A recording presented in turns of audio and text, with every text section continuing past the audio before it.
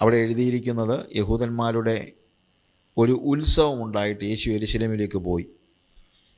യെരുശലേമിൽ ആട്ടുവാതിൽക്കൽ ബെഥെസ്ദ എന്ന് എബ്രായ പേരുള്ള ഒരു കുളമുണ്ട്.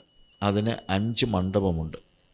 അവയിൽ വ്യാധിക്കാർ, കുരുടർ, മുടന്തർ, ക്ഷയരോഗികൾ ഇങ്ങനെ വലിയൊരു കൂട്ടം വെള്ളത്തിൻ്റെ ഇളക്കം കാത്തുകൊണ്ട് കിടന്നു. അതത് സമയത്തൊരു ദൂതൻ കുളത്തിലിറങ്ങി വെള്ളം കലക്കും. വെള്ളം കലങ്ങിയ ശേഷം ആദ്യം ഇറങ്ങുന്നവൻ ഏത് വ്യാധി പിടിച്ചിരുന്നവനായാലും അവന് സൗഖ്യം വരും. എന്നാൽ 38 ആണ്ട് രോഗം പിടിച്ച് കിടന്നൊരു മനുഷ്യൻ അവിടെ ഉണ്ടായിരുന്നു. അവൻ കിടക്കുന്നത് യേശു കണ്ടു. ഇങ്ങനെ ഏറിയ കാലമായിരിക്കുന്നു എന്നറിഞ്ഞു. നിനക്ക് സൗഖ്യമാകുവാൻ മനസ്സുണ്ടോ എന്ന് അവനോട് ചോദിച്ചു. രോഗി അവനോട്, യജമാനനെ, വെള്ളം കലങ്ങുമ്പോൾ എന്നെ കുളത്തിലാക്കുവാൻ എനിക്ക് ആരുമില്ല. ഞാൻ തന്നെ ചെല്ലുമ്പോൾ മറ്റൊരുത്തൻ എനിക്ക് മുമ്പായി ഇറങ്ങുന്നു എന്ന് ഉത്തരം പറഞ്ഞു. യേശു അവനോട്, എഴുന്നേറ്റ് നിൻ്റെ കിടക്ക എടുത്ത് നടക്ക എന്ന് പറഞ്ഞു. ഉടനെ ആ മനുഷ്യൻ സൗഖ്യമായി കിടക്ക എടുത്ത് നടന്നു. എന്നാൽ അന്ന് ശബത്തായിരുന്നു. ആകയാൽ യഹൂദന്മാർ സൗഖ്യം പ്രാപിച്ചവനോട്, ഇന്ന് ശബത്താകുന്നു, കിടക്കയെടുത്ത് നടക്കുന്നത് വിഹിതമല്ല എന്ന് പറഞ്ഞു. അവൻ അവരോട്, എന്നെ സൗഖ്യമാക്കിയവൻ കിടക്കയെടുത്ത് നടക്ക എന്ന് എന്നോട് പറഞ്ഞു എന്ന് ഉത്തരം പറഞ്ഞു. അവർ അവനോട്, കിടക്കയെടുത്ത് നടക്ക എന്ന് നിന്നോട് പറഞ്ഞ മനുഷ്യനാര്? എന്നാൽ അവിടെ പുരുഷാരം ഉണ്ടായിരിക്കയാൽ യേശു മാറിക്കളഞ്ഞതുകൊണ്ട് അവൻ ആരെന്ന് സൗഖ്യം പ്രാപിച്ചവൻ അറിഞ്ഞില്ല.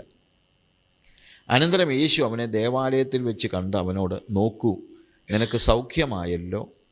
അധികം തിന്മയായത് ഭവിക്കാതിരിപ്പാൻ ഇനി പാപം ചെയ്യരുത് എന്ന് പറഞ്ഞു. ശേഷവും അതിൻ്റെ ഭാഗങ്ങൾ തന്നെ നമ്മൾ കാണുന്നുണ്ട്. എന്നാൽ ഞാൻ എംഫസൈസ് ചെയ്യാൻ ഉദ്ദേശിക്കുന്ന കാര്യം ഇവനുണ്ടായ സൗഖ്യവും അതിനുശേഷം യേശു അവനോട് പറയുന്നതായ ഈ ഒരു വാക്ക്. ഏത്? അധികം തിന്മയായത് ഭവിക്കാതിരിക്കാൻ ഇനി പാപം ചെയ്യരുത്. ഇനി പാപം ചെയ്യരുത് എന്ന് കർത്താവ് പറയുന്ന മറ്റൊരു വേദഭാഗം യോഹന്നാൻ്റെ സുവിശേഷത്തിൽ തന്നെ 8-ാമത്തെ അധ്യായത്തിലുണ്ട്.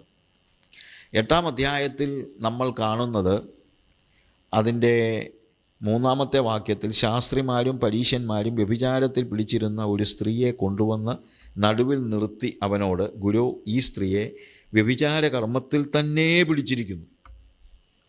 ഇങ്ങനെയുള്ളവരെ കല്ലെറിയണമെന്ന് മോശ ന്യായപ്രമാണത്തിൽ ഞങ്ങളോട് കൽപ്പിച്ചിരിക്കുന്നു. നീ ഇവളെക്കുറിച്ച് എന്തു പറയുന്നു എന്ന് ചോദിച്ചു. ഇതവനെ കുറ്റം ചുമത്തുവാൻ സംഗതി കിട്ടേണ്ടതിന് അവനെ പരീക്ഷിച്ച് ചോദിച്ചതായിരുന്നു. യേശുവോ കുനിഞ്ഞ് വിരൽ കൊണ്ട് നിലത്ത് എഴുതിക്കൊണ്ടിരുന്നു. അവർ അവനോട് ചോദിച്ചുകൊണ്ടിരിക്കുമ്പോൾ അവൻ നിവർന്ന്, നിങ്ങളിൽ പാപമില്ലാത്തവൻ അവളെ 1-ാമത് കല്ലെറിയട്ടെ എന്ന് അവരോട് പറഞ്ഞു. പിന്നെയും കുനിഞ്ഞ് വിരൽ കൊണ്ട് നിലത്തെഴുതിക്കൊണ്ടിരുന്നു. അത് കേട്ടിട്ട് മനസാക്ഷിയുടെ ആക്ഷേപം ഹേതുവായി മൂത്തവരും ഇളയവരും ഓരോരുത്തനായി വിട്ടുപോയി. യേശു മാത്രവും നടുവിൽ നിൽക്കുന്ന സ്ത്രീയും ശേഷിച്ചു. യേശു നിവർന്ന് അവളോട്, സ്ത്രീയെ, അവർ എവിടെ? നിനക്കാരും ശിക്ഷ വിധിച്ചില്ലയോ എന്ന് ചോദിച്ചതിന്, ഇല്ല കർത്താവേ എന്ന് അവൾ പറഞ്ഞു. ഞാനും നിനക്ക് ശിക്ഷ വിധിക്കുന്നില്ല, പോക, ഇനി പാപം ചെയ്യരുത് എന്ന് യേശു പറഞ്ഞു. അപ്പോൾ ഈ 2 സ്ഥലങ്ങളിൽ യേശു പറയുന്ന കാര്യമാണ് ഇനി പാപം ചെയ്യരുത്. ഒന്ന്, ഒരു രോഗി സൗഖ്യമായതിന് ശേഷം. 2, വ്യഭിചാര കർമ്മത്തിൽ പിടിക്കപ്പെട്ട സ്ത്രീ അവളുടെ ജീവൻ രക്ഷപ്പെട്ടതിന് ശേഷം എന്ന് വെച്ചു. കാര്യം അവളെ കല്ലെറിഞ്ഞ് കൊല്ലാനായിട്ട് കൊണ്ടുവന്നതാണ്. ഈ 2 സംഭവങ്ങളിലേക്ക് നമ്മൾ പറയുമ്പോൾ വേറെയും ചില കാര്യങ്ങൾ ഞാൻ ഇടയ്ക്ക് പറയാം. എന്നാൽ ഇവിടെ നമ്മൾ ഈ ബെഥെസ്ദ കുളത്തിൻ്റെ കാര്യത്തിലേക്ക് ആദ്യം വന്നാൽ യോഹന്നാൻ്റെ സുവിശേഷം 5-ാം അധ്യായത്തിൽ നമ്മളത് കാണുന്നുണ്ട്. അവിടെ 2-ാമത്തെ വാക്യത്തിൽ യെരുശലേമിൽ ആട്ടുവാതിൽക്കൽ ബെഥെസ്ദ എന്ന എബ്രായ പേരുള്ള ഒരു കുളമുണ്ട്. ആടുവാതിൽ, ഷീപ്പ് ഗേറ്റ്. അവിടെ ആ ഗേറ്റിനടുത്ത് തന്നെ ബെഥെസ്ദ എന്ന പേരുള്ള ഒരു കുളം ഉണ്ട്, ബെഥെസ്ദ പൂൾ. ഈ ബെഥസ്ദ എന്ന വാക്കിൻ്റെ അർത്ഥം ശരിക്കും പറഞ്ഞു കഴിഞ്ഞാൽ ഹൗസ് ഓഫ് കൈൻഡ്നസ് എന്നാണ്. കരുണയുടെ, മനസ്സലിവിൻ്റെ ഒരു സ്ഥലം. ഹൗസ്, ബർത്ത് എന്ന് പറഞ്ഞാൽ വീട്, അതിൻ്റെ വീട്, മനസ്സലിവിൻ്റെ വീട്, മനസ്സലിവിൻ്റെ സ്ഥലം. ഇവിടെ ശരിക്കും നമ്മൾ അവരുടെ മനസ്സിലുള്ള ഒരു ചിന്ത ശരിക്കും വലിയ അവയിൽ വ്യാധിക്കാർ, കുരുടർ, മുടന്തർ, ക്ഷയരോഗികൾ ഇങ്ങനെ വലിയൊരു കൂട്ടം കിടന്നിരുന്നു. അതിനിടയ്ക്ക് ബ്രാക്കറ്റിലാണ് വെള്ളത്തിൻ്റെ ഇളക്കം കാത്തുകൊണ്ട് എന്ന് പറയുന്നത്. അതിനുശേഷം ബ്രാക്കറ്റിൽ തന്നെയാണ് നമ്മൾ 4-ാം വാക്യം കാണുന്നത്. അതത് സമയത്ത് ഒരു ദൂതൻ കുളത്തിലിറങ്ങി വെള്ളം കലക്കും. വെള്ളം കലങ്ങിയ ശേഷം ആദ്യം ഇറങ്ങുന്നവൻ ഏത് വ്യാധി പിടിച്ചവനായിരുന്നാലും അവന് സൗഖ്യം വരും. ഇത് ബ്രാക്കറ്റിൽ ഇട്ടിരിക്കുന്നതിൻ്റെ ഒരു കാര്യം എന്ന് പറയുന്നത് ഇങ്ങനെയുള്ള ഒരു സൗഖ്യത്തെക്കുറിച്ചല്ല എഴുത്തുകാരൻ യോഹന്നാൻ പറയുന്നത്. പക്ഷേ ഇതായിരുന്നു യഹൂദന്മാരുടെ ഇടയിലുള്ള വിശ്വാസം. ആ യഹൂദന്മാരുടെ ഇടയിലുള്ള വിശ്വാസമാണ് ഇവിടെ എടുത്തു പറഞ്ഞിരിക്കുന്നത്. അല്ലാതെ ദൂതൻ ഇറങ്ങുമ്പോൾ എല്ലാവരും സൗഖ്യമാകുമെന്നുള്ളത് ഒരു ദൈവവചനത്തിൻ്റെ കോറായിട്ടുള്ള കാര്യമായിട്ടല്ല. കൃത്യത അവരുടെ ഫെയ്ത്ത് അതാണ്, അവരുടെ വിശ്വാസം അതാണ്, അവരുടെ വിശ്വാസം. അങ്ങനെ വിശ്വസിച്ചാണ് എന്ത് ചെയ്യുന്നത്? വലിയ ഒരു കൂട്ടം ആളുകൾ ഇവിടെ വന്ന് കാത്തു കെട്ടിക്കിടക്കുക എന്നൊക്കെ നമ്മൾ പറയുമല്ലോ. കാത്തു കെട്ടിക്കിടക്കുക എന്തിനാ? എപ്പോഴാണ് ഈ കുളം കലങ്ങുന്നത്, ദൂതൻ ഇറങ്ങി വരുന്നതെന്ന് ആർക്കും അറിയില്ല. അപ്പോൾ ഇതിങ്ങനെ നോക്കിയിരിക്കുകയാണ്. എപ്പോഴാണിത് സംഭവിക്കുന്നത്? അതത് സമയത്ത് എന്ന് എഴുതിയിരിക്കുന്നത് ഏതെങ്കിലും സമയത്ത് എന്ന് പറയുന്നതിന് തുല്യമായ ഒരു വാക്കാണ്. അല്ലാതെ അതിന് കൃത്യമായ ഒരു സമയമുണ്ടെങ്കിൽ ആ സമയം നോക്കി വന്നാൽ മതിയല്ലോ. പക്ഷെ ഇതല്ല, എപ്പോൾ വേണമെങ്കിലും ദൂതൻ ഇറങ്ങി വരാം. എന്നാൽ അവിടെ ഒരു വ്യക്തിയെക്കുറിച്ച് പറയുകയാണ്. അയാൾ 38 ആണ്ട് രോഗം പിടിച്ച് കിടന്ന ഒരു മനുഷ്യൻ. 38 ഇയേഴ്സ്, 38 ആണ്ട് രോഗം പിടിച്ച് കിടന്നിട്ടും ആർക്കും ഇയാളോട് മനസ്സലിവ് തോന്നി. മനസ്സലിവിൻ്റെ സ്ഥലമാണ് ബെത്സൈദ അല്ലെങ്കിൽ ബെഥെസ്ദ എന്ന് പറയുന്നത്. ഈ ബെഥെസ്ദ കുളക്കരയിലുള്ള ഈ മനുഷ്യൻ, അവനോട് ശരിക്കും പറഞ്ഞു കഴിഞ്ഞാൽ നമ്മൾ പിന്നീട് വായിക്കുമ്പോൾ മനസ്സിലാകുന്നത് ഇവന് തനിയെ ഇറങ്ങാനോ ചാടി ഇറങ്ങാനോ ഒന്നുമുള്ള കഴിവ് ഉള്ള ആളല്ല. ഇവൻ അവിടെ തളർന്ന് കിടക്കുകയാണ് എന്ന് ആണ് നമുക്ക് മനസ്സിലാക്കാൻ കഴിയുന്നത്. 38 ആണ്ട് രോഗം പിടിച്ച് കിടന്ന ഒരു മനുഷ്യൻ. അവനോട് നമ്മൾ താഴോട്ട് വായിക്കുമ്പോഴത്തേക്ക് അവൻ തന്നെ പറയുന്നുണ്ട്, എന്നെ കുളത്തിലാക്കുവാൻ എനിക്ക് ആരുമില്ല, ഞാൻ തന്നെ ചെല്ലുമ്പോൾ മറ്റൊരുത്തിന് എനിക്ക് മുമ്പായി ഇറങ്ങും. അതാണ് അവൻ്റെ പശ്ചാത്തലം, ഞാൻ പറഞ്ഞതാണ്. അങ്ങനെ ഒരു വ്യക്തി ഈ കുളത്തിൽ ദൂതൻ വെള്ളം കലക്കുമ്പോൾ ആദ്യം ഇറങ്ങുന്ന ഒരാൾ മാത്രമേ സൗഖ്യമാകത്തുള്ളൂ, പിന്നെ ഇറങ്ങിയിട്ട് കാര്യമില്ല. അതാണ് അവരുടെ ഫെയ്ത്ത്. ആ ഫെയ്ത്ത് അനുസരിച്ച് ഇയാൾ 38 വർഷമായിട്ട് ഇവിടെ നോക്കിക്കിടക്കുക. 38 ഇയേഴ്സായിട്ട് ഈ കുളക്കരയിൽ കിടക്കുക. വല്ലപ്പോഴും വന്നു പോയാലും പറ്റത്തില്ല, അവിടെ കിടന്നാലേ പറ്റുള്ളൂ. കാര്യം അവിടെ എഴുതിയിരിക്കുന്നത് അവിടെ ഇഷ്ടംപോലെ ആളുകളാണ്, വലിയ ഒരു കൂട്ടം വ്യാധിക്കാർ, കുരുടർ, മുടന്തർ, ക്ഷയരോഗികൾ, ഇങ്ങനെ വലിയ കൂട്ടം കിടന്നിരുന്നെന്നാണ്. വലിയ ആൾക്കൂട്ടമുണ്ട് അവിടെ, എല്ലാവരും രോഗികളാണ്. ആ രോഗികളായ വ്യക്തിക്ക് ദൂതൻ കുളം കലക്കുന്നത് നോക്കി പെട്ടെന്നെടുത്ത് ചാടാൻ നോക്കിയിരിക്കുക. അവരുടെ കോൺസെൻട്രേഷൻ മുഴുവൻ എങ്ങനെയെങ്കിലും ഇതിനകത്തൊന്ന് ഇറങ്ങിയാൽ സൗഖ്യം പ്രാപിക്കുക. അങ്ങനെയുള്ള ഒരു മോഹത്തോടുകൂടെ ഇരിക്കുന്ന ഒരു സ്റ്റേജ്. എന്നാൽ ഇങ്ങനെയുള്ള സ്ഥലത്തേക്ക് യേശു കടന്നു വരികയാണ്. കാര്യം ഇവിടെ ഉള്ളതെല്ലാം രോഗികളും ആവശ്യത്തിലിരിക്കുന്നവരും പ്രയാസം അനുഭവിക്കുന്നവരും ദുരിതം അനുഭവിക്കുന്നവരും, വെറും പ്രയാസങ്ങളല്ല ദുരിതം അനുഭവിക്കുന്നവരായ ആളുകളാണ് ഇവിടെ കിടക്കുന്നത്. യേശു ആ സ്ഥലത്തേക്ക് ചെല്ലുക, അതെന്നെ ഒത്തിരി ചിന്തിപ്പിച്ചതായ ഒരു കാര്യം. അതായത് രോഗികളായവർ യേശുവിൻ്റെ അടുത്തേക്ക് വരുന്നത് നമ്മൾ പലപ്പോഴും കണ്ടിട്ടുണ്ട്, അത് മനസ്സിലാക്കാം നമുക്ക്. പക്ഷേ ഇവിടെ അങ്ങനല്ല. യേശു എന്തു ചെയ്യുകയാണ്? ജീവിതത്തിൻ്റെ പ്രതിസന്ധികളിലൂടെ കടന്നു പോകുന്ന ജനതയുടെ അടുത്തേക്ക് യേശു ചെല്ലുകയാണ്. ആവശ്യക്കാരിങ്ങോട്ട് വരട്ടെ എന്നല്ല യേശു പറയുന്നത്. ഞാൻ പറഞ്ഞതിൻ്റെ വ്യത്യാസം മനസ്സിലാക്കണം. ആവശ്യക്കാരെങ്കിലും ഉണ്ടെങ്കിൽ വരട്ടെ, ഈ ഒരു ആറ്റിറ്റ്യൂഡാണ് നമുക്ക് പലപ്പോഴും ഉള്ളത്. ആവശ്യക്കാരുണ്ടെങ്കിൽ വരട്ടെ. എന്നാൽ യേശുവിൻ്റെ ആറ്റിറ്റ്യൂഡ് അതിൽ നിന്ന് ഡിഫറൻ്റാണ്. ആവശ്യക്കാരുടെ അടുത്തേക്ക് ചെല്ലുന്നവനായ യേശു. കർത്താവിൻ്റെ അടുത്തേക്ക് ആവശ്യക്കാർ ചെന്നിട്ടുണ്ട്. ചെന്നവരെ കർത്താവ് അവരുടെ ആവശ്യങ്ങൾ നിർവഹിച്ചു കൊടുത്തിട്ടുണ്ട്, സൗഖ്യമാക്കിയിട്ടുണ്ട്, ഒക്കെ ഉണ്ട്.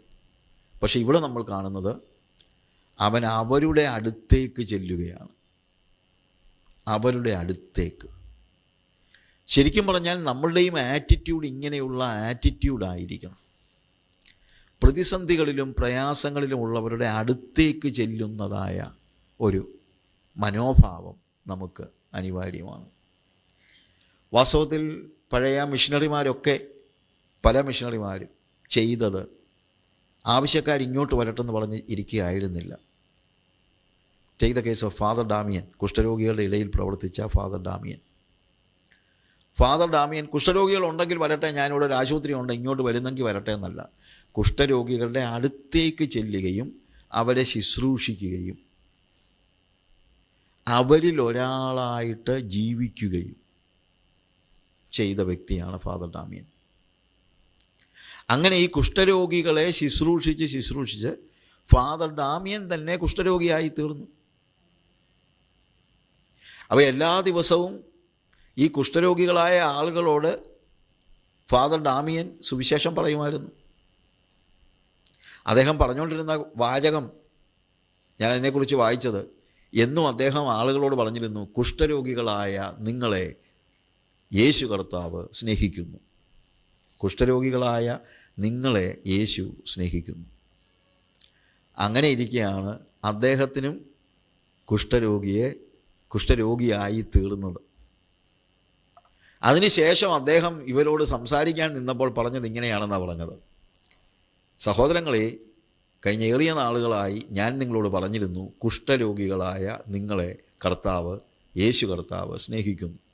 എന്നാൽ ഇന്ന് ഞാനത് ഒന്ന് തിരുത്തി പറയാൻ ആഗ്രഹിക്കുകയാണ്. അപ്പോൾ എല്ലാവരും ചിന്തിച്ചു, എന്തോടാ ഇന്ന് തൊട്ട് സ്നേഹിക്കുന്നില്ലേ?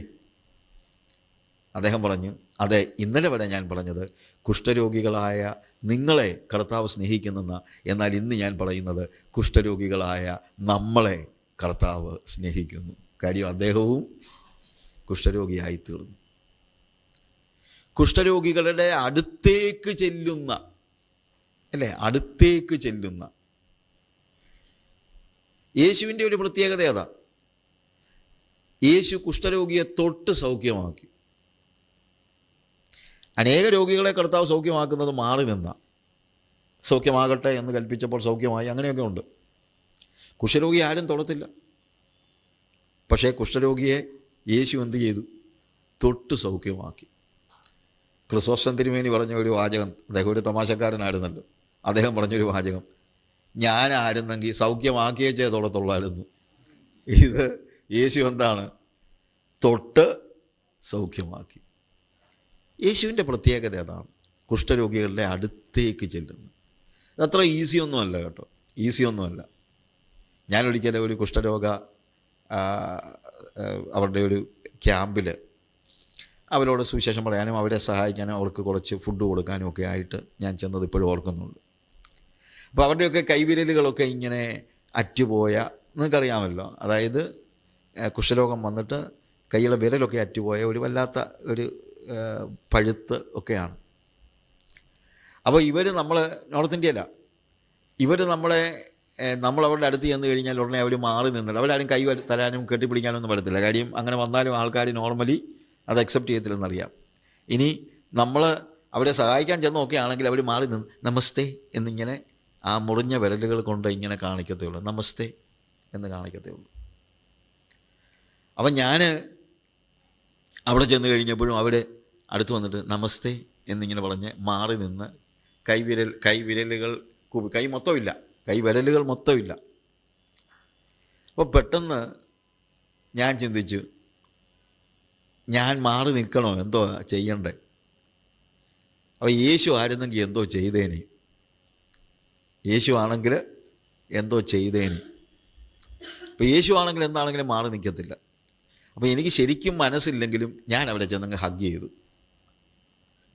അവിടെ ഞാൻ ചിന്തിച്ചിത്രയേ ഉള്ളൂ, യേശു ആയിരുന്നെങ്കിൽ അവിടെ മാറി നിന്ന് നമസ്തേ പറഞ്ഞ് പോകത്തില്ലായിരുന്നു. എന്ത് ചെയ്തേനെ? അവരെ കെട്ടിപ്പിടിച്ചേനെ.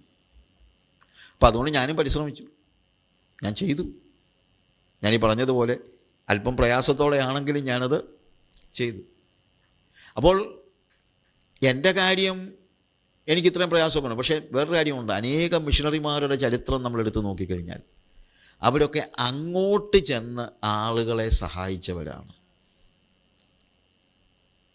ഒറീസായിൽ രക്തസാക്ഷിയായിത്തീർന്ന ഗ്രഹാം സ്റ്റെയിൻസും അദ്ദേഹത്തിൻ്റെ കുടുംബവും നിങ്ങൾക്കറിയാമല്ലോ, ഇതേപോലുള്ള കുഷ്ഠരോഗികളായ ആളുകളെ ശുശ്രൂഷിക്കുകയും അതിനുവേണ്ടി ഓസ്ട്രേലിയയിൽ നിന്ന് അവർ ഇവിടെ വന്ന് ഒരു ഗ്രാമത്തിൽ, ഇല്ലേ, മയൂർഗഞ്ചിലെ ഒരു ഗ്രാമത്തിൽ അങ്ങോട്ട് ചെന്നവരാണ്. നമുക്ക് ഈ ഒരു മനോഭാവമുണ്ടോ? യേശുവിൻ്റെ മനോഭാവം അതാണ്. യേശു എന്താ ചെയ്യുന്നത്?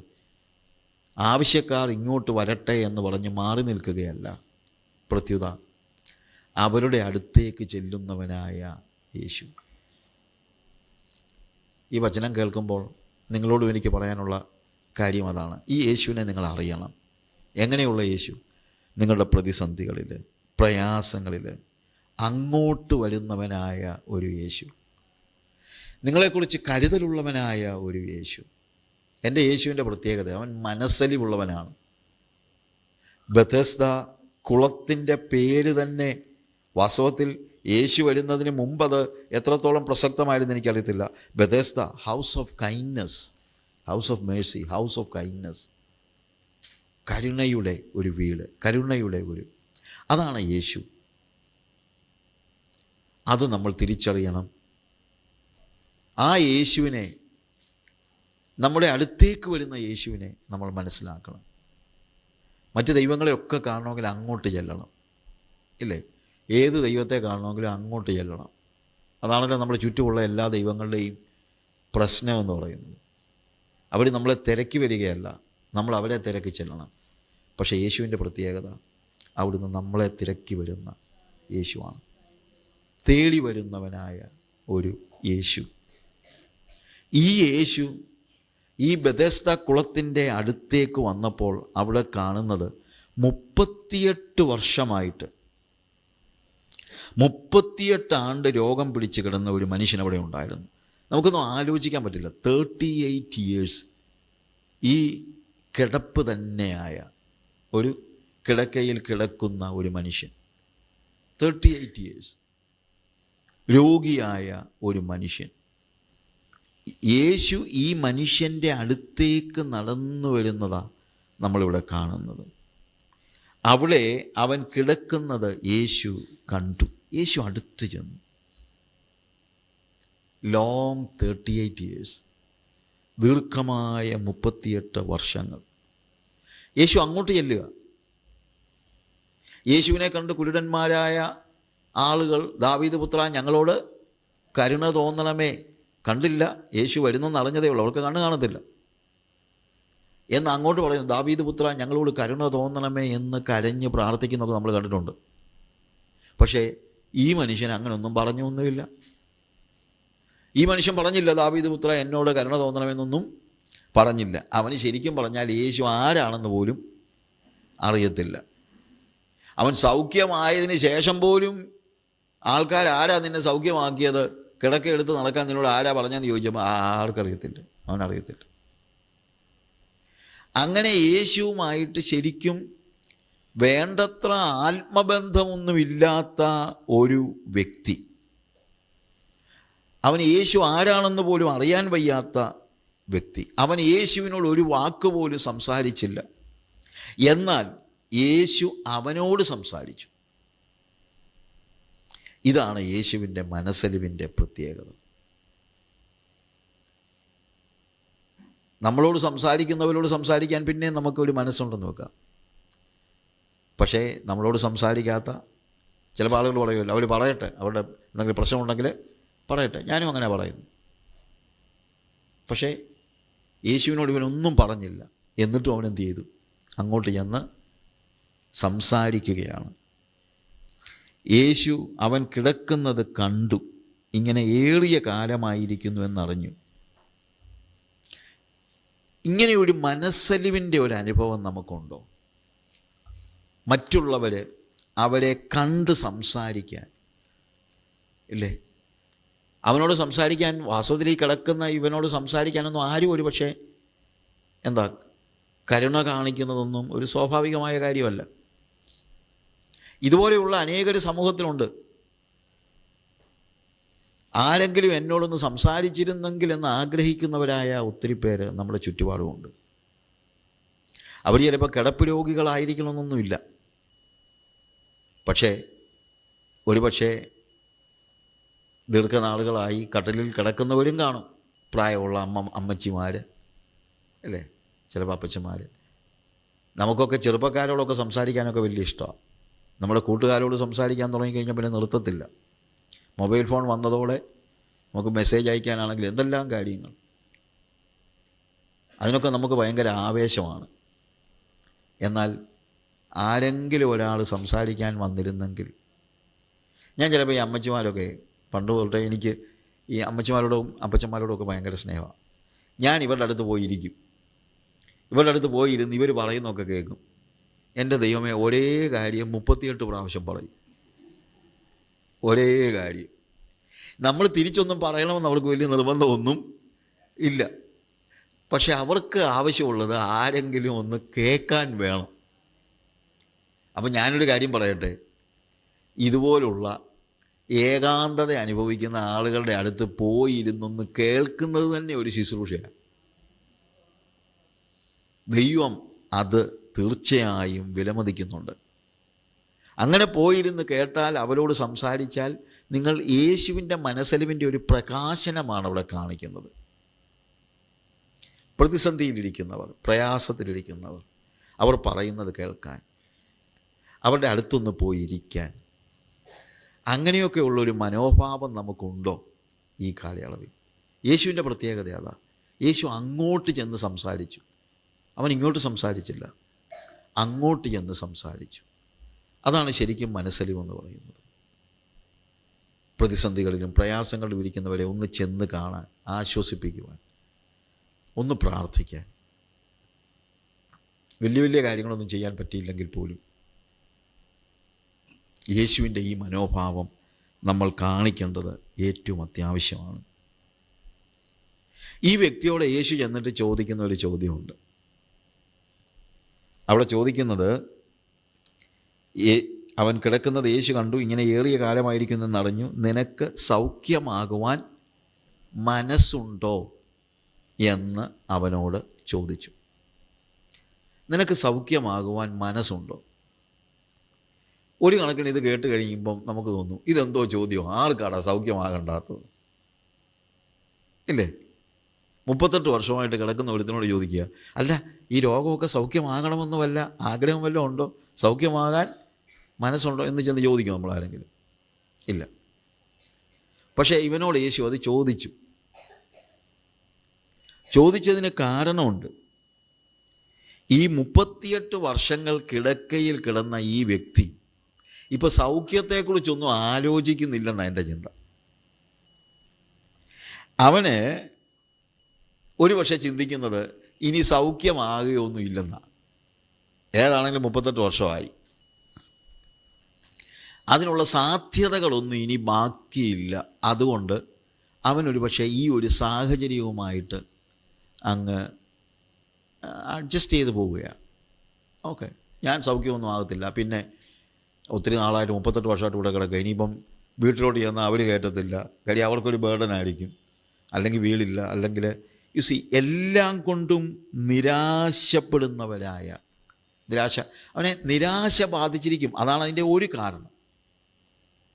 ഇതുപോലെ തന്നെ ജീവിതത്തിൽ നിരാശ ബാധിച്ചവരായ അനേകരുണ്ട്.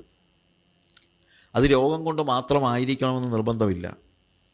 പല രീതിയിൽ നിരാശ ബാധിച്ചവർ, ഇനി രക്ഷയില്ല എന്ന് ചിന്തിക്കുന്നതായ അവസ്ഥ, ഇനി എത്ര പറഞ്ഞിട്ടും കാര്യമില്ല, തീർന്നു, നിരാശപ്പെടുന്നതായ അവസ്ഥ. നമ്മുടെ സമൂഹത്തിൽ നിരാശ അനുഭവിക്കുന്ന ഒത്തിരി പേരുണ്ട്. പല കാരണങ്ങളായിരിക്കാം. ഏറ്റവും ഒടുവിൽ നമ്മൾ പറയുന്നത് ഞാനിങ്ങനെ ഇനി നശിക്കത്തേ ഉള്ളൂ എന്ന് പറയുന്നൊരവസ്ഥ.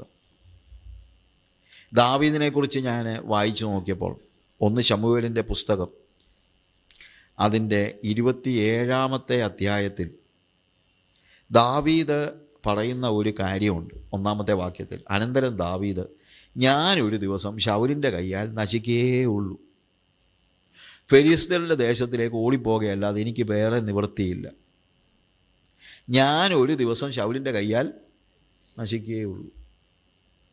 അപ്പം നിരാശ ആരെയൊക്കെ ബാധിക്കുമെന്ന് ഞാൻ ആലോചിച്ചു. ദാവീദിന് ദൈവം പ്രോമിസ് ചെയ്തതാണ്, നീ ഇസ്രായേലിൻ്റെ രാജാവാകുമെന്നുള്ളത്. വാഗ്ദത്തം ലഭിച്ചവനാണ്, അഭിഷിക്തനാണ്, വാഗ്ദത്തമുണ്ട്. പക്ഷേ അവൻ പെട്ടെന്നൊന്നും രാജാവായില്ല. ഒത്തിരി പ്രതിസന്ധികൾ. ശൗൽ അവനെ കൊല്ലാൻ നോക്കുന്നു, അവൻ്റെ പിന്നാലെ പാഞ്ഞു നടക്കുകയാണ്. അപ്പോൾ അവൻ്റെ വാഗ്ദത്തവും അതുവരെ ഉണ്ടായിരുന്ന എല്ലാ കാര്യങ്ങളും നഷ്ടപ്പെട്ടു പോയി. വാഗ്ദത്തം നഷ്ടപ്പെട്ടില്ല, പക്ഷേ അവൻ്റെ മനസ്സ് മരവിച്ചു പോയി. അവനെ നിരാശ ബാധിച്ചു. അവൻ പറയുകയാണ്, ഞാൻ രാജാവൊന്നും ആകത്തൊന്നുമില്ല, ഞാൻ പ്രതീക്ഷിച്ചു ഞാൻ രാജാവൊക്കെ ആകുമെന്ന്, ഇനി നടക്കത്തില്ല, ഞാൻ ഒരു ദിവസം ശൗലിൻ്റെ കയ്യാൽ മരിക്കുകയുള്ളൂ.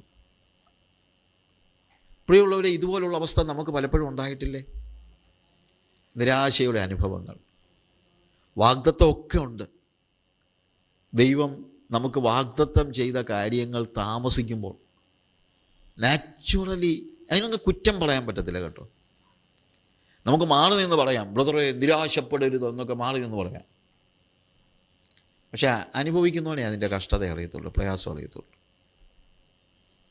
അനുഭവിക്കുന്നവന് മാത്രമേ അറിയത്തുള്ളൂ. ഓരോരുത്തർക്ക് വരുമ്പോഴാണ് അതൊക്കെ അറിയുന്നത്. പണ്ടൊരു ഗ്രാമത്തിലൊരു തള്ളയുണ്ടായിരുന്നു. അപ്പം ആ ഗ്രാമത്തിലെ ഒരു കുഞ്ഞ് മരിച്ചു കഴിഞ്ഞപ്പോൾ ഈ തള്ള ആ കുഞ്ഞിൻ്റെ അമ്മയുടെ അടുത്ത് ചെന്നിട്ട് പറഞ്ഞു, സിസ്റ്ററെ വിഷമിക്കരുത്, ദുഃഖിക്കരുത്, കരയരുത് എന്നൊക്കെ പറഞ്ഞ് ആശ്വസിപ്പിച്ചു. വേറൊരാളുടെ അടുത്തും ഇതുപോലെ ചെന്നിട്ട് കരയരുത്, ദുഃഖിക്കരുത് എന്നൊക്കെ പറഞ്ഞ് വലിയ ആശ്വാസവചനങ്ങളൊക്കെ പറഞ്ഞു. അങ്ങനെ ഇരിക്കുക ഈ തള്ളയുടെ കൊച്ചു മരിച്ചപ്പോൾ എൻ്റെ ദൈവമേ അലമുറയിട്ട് ഭയങ്കര നിയന്ത്രിക്കാൻ വയ്യാത്തതുപോലെ കരഞ്ഞു കഴിഞ്ഞപ്പം ബാക്കിയുള്ളവരെല്ലാം വന്നുകൊണ്ട് പറഞ്ഞു, നിങ്ങൾ ഞങ്ങളുടെ അടുത്ത് വന്ന് പറഞ്ഞില്ലേ ഞങ്ങളുടെ കുഞ്ഞ് മരിച്ചപ്പം ദുഃഖിക്കരുത്, കരയരുത് എന്നൊക്കെ, ഇതെന്താ ഇപ്പോൾ കരയുന്നത്? അങ്ങനെ പറഞ്ഞ്, അത് ഉൻ പിള്ളൈ, ഇത് എൻ പിള്ളൈ, അത് നിൻ്റെ കൊച്ച്, ഇത് എൻ്റെ കൊച്ച് എന്ന് പറഞ്ഞതുപോലെ പലപ്പോഴും ആളുകൾ വന്ന് ആശ്വസിപ്പിക്കുമ്പോൾ അവരവർക്കൊരു കാര്യം വരുമ്പോഴാണ് ശരിക്കും പറഞ്ഞു കഴിഞ്ഞാൽ ഈ നിരാശ എന്താണെന്നുള്ളത് നമ്മൾ മനസ്സിലാക്കുന്നത്. ഞാൻ പറഞ്ഞത് അഭിഷിക്തനായ ദൈവത്തിൻ്റെ വാഗ്ദത്തം പ്രാപിച്ച ദാവീദിന് നിരാശയുണ്ടായെങ്കിൽ പ്രിയമുള്ളവരെ, നമ്മുടെയൊക്കെ ജീവിതത്തിൽ എത്രയധികം അങ്ങനെ ഏതാണ്ട് നിരാശ ബാധിച്ച് ഇനി രക്ഷയില്ല എന്ന ഒരു മാനസികാവസ്ഥയിൽ കഴിയുന്ന ഒരു വ്യക്തിയാണ് 38 വർഷമായിട്ട് കിടക്കയിൽ കിടക്കുന്ന ഈ മനുഷ്യൻ. നിരാശ ബാധിച്ച ഒരു മനുഷ്യൻ. സാഹചര്യങ്ങൾ പ്രതികൂലമാകുമ്പോൾ സ്വാഭാവികമായും നമ്മളും ഈ നിരാശയിലേക്ക് വീണു പോകുന്നു. അതുകൊണ്ടാണ് ഞാൻ ദാവീദിൻ്റെ ചരിത്രം തന്നെ പറഞ്ഞത്. കാര്യം ദാവീദ് ആത്മീകമായി എത്രയോ സങ്കീർത്തനങ്ങൾ രചിച്ച് പാട്ടൊക്കെ പാടി ഞാൻ നിന്നിൽ ആനന്ദിക്കും സന്തോഷിക്കും എന്നൊക്കെ പറഞ്ഞ നിന്നാൽ ഞാൻ പടക്കൂട്ടത്തിന് നേരെ പാഞ്ഞു ചെല്ലും എന്നൊക്കെ സങ്കീർത്തനമൊക്കെ ഉണ്ട്. പക്ഷേ വേറൊരു കാര്യമുണ്ട്, അവൻ്റെ ജീവൻ മുൾമുനയിൽ തൂങ്ങിക്കിടക്കുന്നതായ ഒരു സന്ദർഭത്തിൽ അവൻ നിരാശയിൽ വീണുപോയി. അങ്ങനെ അഭിഷിക്തനായ ദാവീദ്, വാഗ്ദത്തം പ്രാപിച്ചവനായ ദാവീദിന് നിരാശ ഉണ്ടാകാമെങ്കിൽ നമുക്കൊക്കെ ഇതുണ്ടാകാം. ഹല്ലേലൂയ. അതുകൊണ്ട് എൻ്റെ വാക്കുകളെ കേൾക്കുന്നവർ ജീവിതത്തിൽ നിരാശ ബാധിച്ചിട്ടുണ്ടെങ്കിൽ തീർച്ചയായിട്ടും അതിനൊരിക്കലും നിങ്ങളെ കുറ്റം പറയാൻ പറ്റില്ല. പക്ഷേ ഈ പറയുന്ന ദാവീദ് ശൗലിൻ്റെ കയ്യാൽ നശിച്ചില്ല എന്നുള്ളത് നിങ്ങൾ മറന്നു പോകരുത്. ദീർഘവർഷങ്ങൾ പിന്നെയും അവന് കാത്തിരിക്കേണ്ടി വന്നാലും ആ കാത്തിരിപ്പിനൊടുവിൽ ദൈവം അവന് വേണ്ടി ഒരു വിടുതൽ ഒരുക്കിയിരിക്കുന്നു. ഇവിടെയും സാഹചര്യങ്ങൾ പ്രതികൂലമാകുമ്പോൾ സ്വാഭാവികമായും നാം നിരാശയിലേക്ക് വീണുപോകുന്നു. ചിലപ്പോൾ അത് രോഗത്തിൻ്റെ അവസ്ഥയായിരിക്കാം. ഡോക്ടർമാർ പറയുന്നു ഇല്ല, പ്രതീക്ഷ നഷ്ടപ്പെട്ടു പോയി. പലപ്പോഴും അങ്ങനെയുള്ള സാഹചര്യങ്ങൾ നമ്മുടെയൊക്കെ ജീവിതത്തിലുണ്ടായിട്ടുണ്ട്, എൻ്റെ ജീവിതത്തിലുണ്ടായിട്ടുണ്ട്. ഞാൻ ഹെപ്പറ്റൈറ്റിസ് ഇ വന്ന മധ്യപ്രദേശിലെ മിഷൻ ഫീൽഡിൽ നിന്ന് ഇവിടെ വന്നതാണ്. മിഷൻ ഫീൽഡിൽ വെച്ച് എനിക്ക് ഹെപ്പറ്റൈറ്റിസിൻ്റെ ഇ വൈറസ്, ഈ ഇവിടെ കോമൺ അല്ല, മധ്യപ്രദേശിൽ അത് കുറച്ചുകൂടെ കോമണാണ്. ജീവൻ നഷ്ടപ്പെടുന്ന അത് ഈ ഡോക്ടേഴ്സ് മുഖത്ത് നോക്കി പറയുക, അതാണ് അതിനകത്ത് ഏറ്റവും വലിയ തമാശ. കാര്യം ഇപ്പോഴത്തെ ഡോക്ടേഴ്സ് അത് പറയുന്നതിനകത്ത് തെറ്റുണ്ടോ ഇല്ലയോ എന്നുള്ളതല്ല ഞാൻ പറയുന്നത്. കാര്യം എന്ന് വെച്ച് കഴിഞ്ഞാൽ ഇല്ലെങ്കിൽ അവരെ ഒരു പക്ഷേ എന്തുകൊണ്ട് ഇൻഫോം ചെയ്തില്ല, ഇപ്പോൾ അവർ ഇൻഫോം ചെയ്യും ഇല്ലേ. അപ്പോൾ എന്നോട് മുഖത്ത് നോക്കി പറഞ്ഞ ഡോക്ടർ പറഞ്ഞത്, we are sorry to say you are going to die. മുഖത്ത് നോക്കി പറഞ്ഞതാണ്. അപ്പം അങ്ങനെ ഡോക്ടർമാർ സകല പ്രതീക്ഷയും നഷ്ടപ്പെട്ടെന്ന് പറയുന്നതായ സാഹചര്യത്തിൽ നോർമൽ വേയിൽ നമുക്കുണ്ടാകാൻ പറ്റുന്നത് എന്താണ്? നിരാശ, അല്ലാതെ എന്താ. പക്ഷെ വേറൊരു കാര്യമുണ്ട്, നിരാശപ്പെട്ടത് കൊണ്ടൊന്നും നടക്കത്തില്ലല്ലോ. ഞാൻ ചിലപ്പോൾ പറയാം, വിചാരപ്പെടുന്നതിൻ്റെ ഏറ്റവും വലിയ ഈ വറി എന്ന് പറയുമ്പോൾ വറീസിൻ്റെ ഏറ്റവും വലിയ പ്രത്യേകത എന്ന് ചോദിച്ചു കഴിഞ്ഞാൽ വറി ചെയ്തുകൊണ്ട് ഒരു ഗുണം ഉണ്ടാകത്തില്ലെന്നുള്ളതാണ്. വറി ചെയ്യാം, പക്ഷേ വറി ചെയ്തതുകൊണ്ട് എന്തെങ്കിലും വ്യത്യാസം ഉണ്ടാവുകയാണെങ്കിൽ പിന്നെയും വേണ്ടിയല്ല, എന്തെങ്കിലും വ്യത്യാസം ഉണ്ടാവുകയാണെങ്കിൽ. അപ്പോൾ നമ്മളിരുന്ന് അങ്ങ് വിഷമിക്കുകയാണെന്ന് വെച്ചു, നമ്മളിരുന്ന് അങ്ങ് വിഷമിക്കുക. ചിലപ്പോൾ നമുക്ക് ഏതെങ്കിലും കാര്യങ്ങളിൽ ബില്ല് പേ ചെയ്യാൻ കഴിയാതിരിക്കുന്ന ഒരു സാഹചര്യം, അങ്ങനെയുള്ള എന്തെങ്കിലും സാഹചര്യങ്ങളൊക്കെ ആയിരിക്കാം. അങ്ങനെയൊരു സാഹചര്യത്തിൽ നമ്മളിങ്ങനെ, ഇപ്പോൾ എൻ്റെ ജീവിതത്തിൽ അങ്ങനെ ഒരു കാര്യം ഉണ്ടായെന്ന് വയ്ക്കുക. അപ്പം ഞങ്ങളുടെ പാസ്റ്റർ, കുറിയനുடைய പാസ്റ്റർ വന്നിട്ട് പറയുകയാണെന്ന് വെച്ചു, സഹിച്ചാ വിചാരപ്പെടരുത്. അച്ഛാ തന്നെ എത്ര പ്രാവശ്യം പ്രസംഗിച്ചിട്ടുള്ളൂ വിചാരപ്പെടരുതെന്ന്. അപ്പോൾ ഞാനെന്താ പറയും, അത് പാസ്റ്റർക്ക് അത് പറയാം, ഞാനല്ലേ അനുഭവിക്കുന്നത്, അതുകൊണ്ട് എനിക്ക് വിചാരപ്പെട്ടാലേ പറ്റത്തുള്ളൂ എന്ന് പറഞ്ഞാൽ പാസ്റ്റർ പറയുകയാണെന്ന് വെച്ചു, എന്നാൽ അച്ഛൻ ഇരുന്ന് അങ്ങ് വിചാരപ്പെടും. അങ്ങനെ ഞാൻ കുറേ നേരം ഇരുന്ന് വിചാരപ്പെട്ടാൽ എൻ്റെ ബില്ല് ചെയ്യാൻ പറ്റുമോ? വിചാരപ്പെടുന്നതിൻ്റെ ഏറ്റവും വലിയ പ്രശ്നം എന്നാന്ന് ചോദിച്ചു കഴിഞ്ഞാൽ, വിചാരപ്പെടുന്നതിനാൽ നിൻ്റെ നീളത്തോട് ഒരു മുഴം കൂട്ടാനോ കുറയ്ക്കാനോ നിനക്ക് കഴിയത്തില്ല. വറീസിൻ്റെ ഏറ്റവും വലിയ പ്രശ്നം വറി ചെയ്തതുകൊണ്ട് ഗുണമൊന്നുമില്ലെന്നുള്ളതാണ്, ഇല്ലേ? അവിടെയാണ് വറി ചെയ്യുന്നതിന് പകരം നമ്മൾ ആശ്രയത്തിലേക്ക് കടക്കേണ്ടത്. വറീസ് അല്ല നമുക്ക് ആവശ്യം, ട്രസ്റ്റ്. വറി ഒരു ഗുണം ഉണ്ടാക്കത്തില്ല, പക്ഷെ ട്രസ്റ്റ്, ആശ്രയിക്കുക. പ്രയാസമാണ് കേട്ടോ, ഞാൻ പറഞ്ഞത് ഇതൊക്കെ ഈസിയാണെന്നല്ല, പക്ഷെ ഞാനതിൻ്റെ ആ ഒരു മറുവശം പറഞ്ഞതാണ്. വറി ചെയ്തതുകൊണ്ട് ഈ പറയുന്ന പ്രയോജനമൊന്നും ഉണ്ടാകത്തില്ല, പക്ഷേ നമ്മൾ ട്രസ്റ്റ് ചെയ്യുക. അപ്പോൾ ഡോക്ടർ പറയുന്നു ഇനി രക്ഷയില്ല. അപ്പോൾ പറയുക, എൻ്റെ അടുത്ത് ഡോക്ടേഴ്സ് പറഞ്ഞപ്പോഴത്തേക്ക് ദൈവത്തിൻ്റെ ഒരു മഹാകരുണയാണ്, ഞാൻ കർത്താവിനോട് പറഞ്ഞു, കർത്താവേ ഞാൻ ചെയ്യാനുള്ള കാര്യങ്ങൾ തീർന്നോ, മതി, ഞാൻ മരിച്ചാലും ഞാൻ നിൻ്റെ കൂടെ ആയിരിക്കും. മരണനിഴൽ താഴ്വരയിൽ കൂടെ നടന്നാലും ഞാനൊരു അനർത്ഥവും ഭയപ്പെടുകയില്ല, നീ എന്നോടുകൂടെ ഇരിക്കുന്നുവല്ലോ. അനർത്ഥം എന്താണെന്ന് ചോദിച്ചു കഴിഞ്ഞാൽ നീ എൻ്റെ കൂടെ ഇല്ലാതെ വരുന്നതാണ്. നീ എൻ്റെ കൂടെ ഉണ്ടെങ്കിൽ മരിച്ചാലും എനിക്ക് പ്രശ്നമില്ല, കാര്യം മരിച്ചാലും ഞാൻ ആരുടെ കൂടെ ആയിരിക്കും? നിൻ്റെ കൂടെ ആയിരിക്കും. അതൊക്കെ ദൈവം തൻ്റെ മഹാകരുണയാൽ ആ സമയങ്ങളിൽ എന്നെ ആശ്വസിപ്പിച്ച വചനങ്ങളാണ്. ദൈവത്തിൻ്റെ വചനമാണ് പലപ്പോഴും നമുക്ക് ആശ്വാസത്തെ നൽകുന്നത്. പ്രതിസന്ധികൾ രോഗം മാത്രമല്ല, ബാങ്കിൽ നിന്ന് ജപ്തി നോട്ടീസ് വന്ന് കിടക്കുകയാണെന്ന് വെച്ചു. ബാങ്കിൽ നിന്ന് ജപ്തി നോട്ടീസ് വന്ന് കിടക്കുമ്പോൾ നമ്മൾ നിരാശപ്പെടരുതെന്നോ പ്രയാസപ്പെടരുതെന്നോ പറഞ്ഞിട്ട് കാര്യമുണ്ടോ? ഇല്ല. പ്രതിസന്ധികൾ, ജീവിതത്തിൻ്റെ പ്രതിസന്ധികൾ. അപ്പോൾ നമുക്ക് നാച്ചുറലി എന്തുണ്ടാകാം? നിരാശയുണ്ടാകാം. അതുപോലെ കുടുംബ ബന്ധങ്ങൾ തകരുന്നതായ ഈ കാലയളവിലെ ഒരു വലിയൊരു പ്രോബ്ലമാണ് കുടുംബ ബന്ധങ്ങളുടെ തകർച്ച. അതിപ്പോൾ ആരുടെ കുറ്റമാണെന്നൊക്കെ നമ്മൾ ചിലപ്പം ചോദിച്ചുകൊണ്ടൊക്കെ ഇരിക്കും, ഞാനും ചോദിക്കും. പക്ഷെ വേറെ കാര്യമുണ്ട്, തകർച്ച തീർച്ചയായും നമ്മളെ നിരാശയിലേക്ക് നയിക്കാൻ സാധ്യതയുണ്ട്. കൗൺസിലിംഗ് ഒക്കെ പരാജയപ്പെടുന്നതായ സന്ദർഭങ്ങളുണ്ടാകാം. ആ സമയത്ത് നമുക്ക് നിരാശയുണ്ടാകുന്നത് സാധാരണ കാര്യങ്ങളാണ്. ഇങ്ങനെ ഒരു 100 കാര്യങ്ങൾ നമ്മളെ നിരാശയിലേക്ക് നടത്തിയേക്കാം. അപ്പോഴത്തെ ഏറ്റവും വലിയ പ്രശ്നം ഇനി ഒരു തിരിച്ചുവരവില്ല എന്ന ചിന്തയിലേക്ക് നമ്മൾ കടന്നു പോകുന്നു. 38 വർഷം കുളക്കരയിൽ കിടക്കുന്ന രോഗിയായ ഈ മനുഷ്യൻ്റെ മനസ്സിലെ ഇപ്പോഴത്തെ ചിന്ത എന്താണെന്നറിയാമോ? തീർന്നു, ഇനി ഒരു തിരിച്ചുവരവ് ഇല്ല. അവനിപ്പോൾ സ്വപ്നങ്ങൾ പോലും ബാക്കിയില്ല. ആദ്യമൊക്കെ വന്നപ്പം ആരെങ്കിലും എന്നെ സഹായിക്കും, ദൂതം കുളം കലക്കുമ്പോൾ എന്നെ പിടിച്ച് തള്ളിയെങ്കിലും ഇടും എന്നൊക്കെ ചിന്തിച്ചു. 38 വർഷമായി ഇതൊന്നും സംഭവിച്ചില്ല. അപ്പോൾ അവൻ്റെ മനസ്സിലെ ഇപ്പോഴത്തെ ചിന്ത ഇനി ഒരു തിരിച്ചുവരവ് ഇല്ല, ഇനി എനിക്ക് മറ്റൊരു ലൈഫില്ല, എൻ്റെ ലൈഫ് ഇങ്ങനെയായി, ഇനിയിപ്പോൾ ബാക്കിയൊന്നുമില്ല എന്ന ഒരു ചിന്തയിലേക്ക്. അതിപ്പോൾ 38 വർഷമൊന്നും ആകണമെന്നില്ല.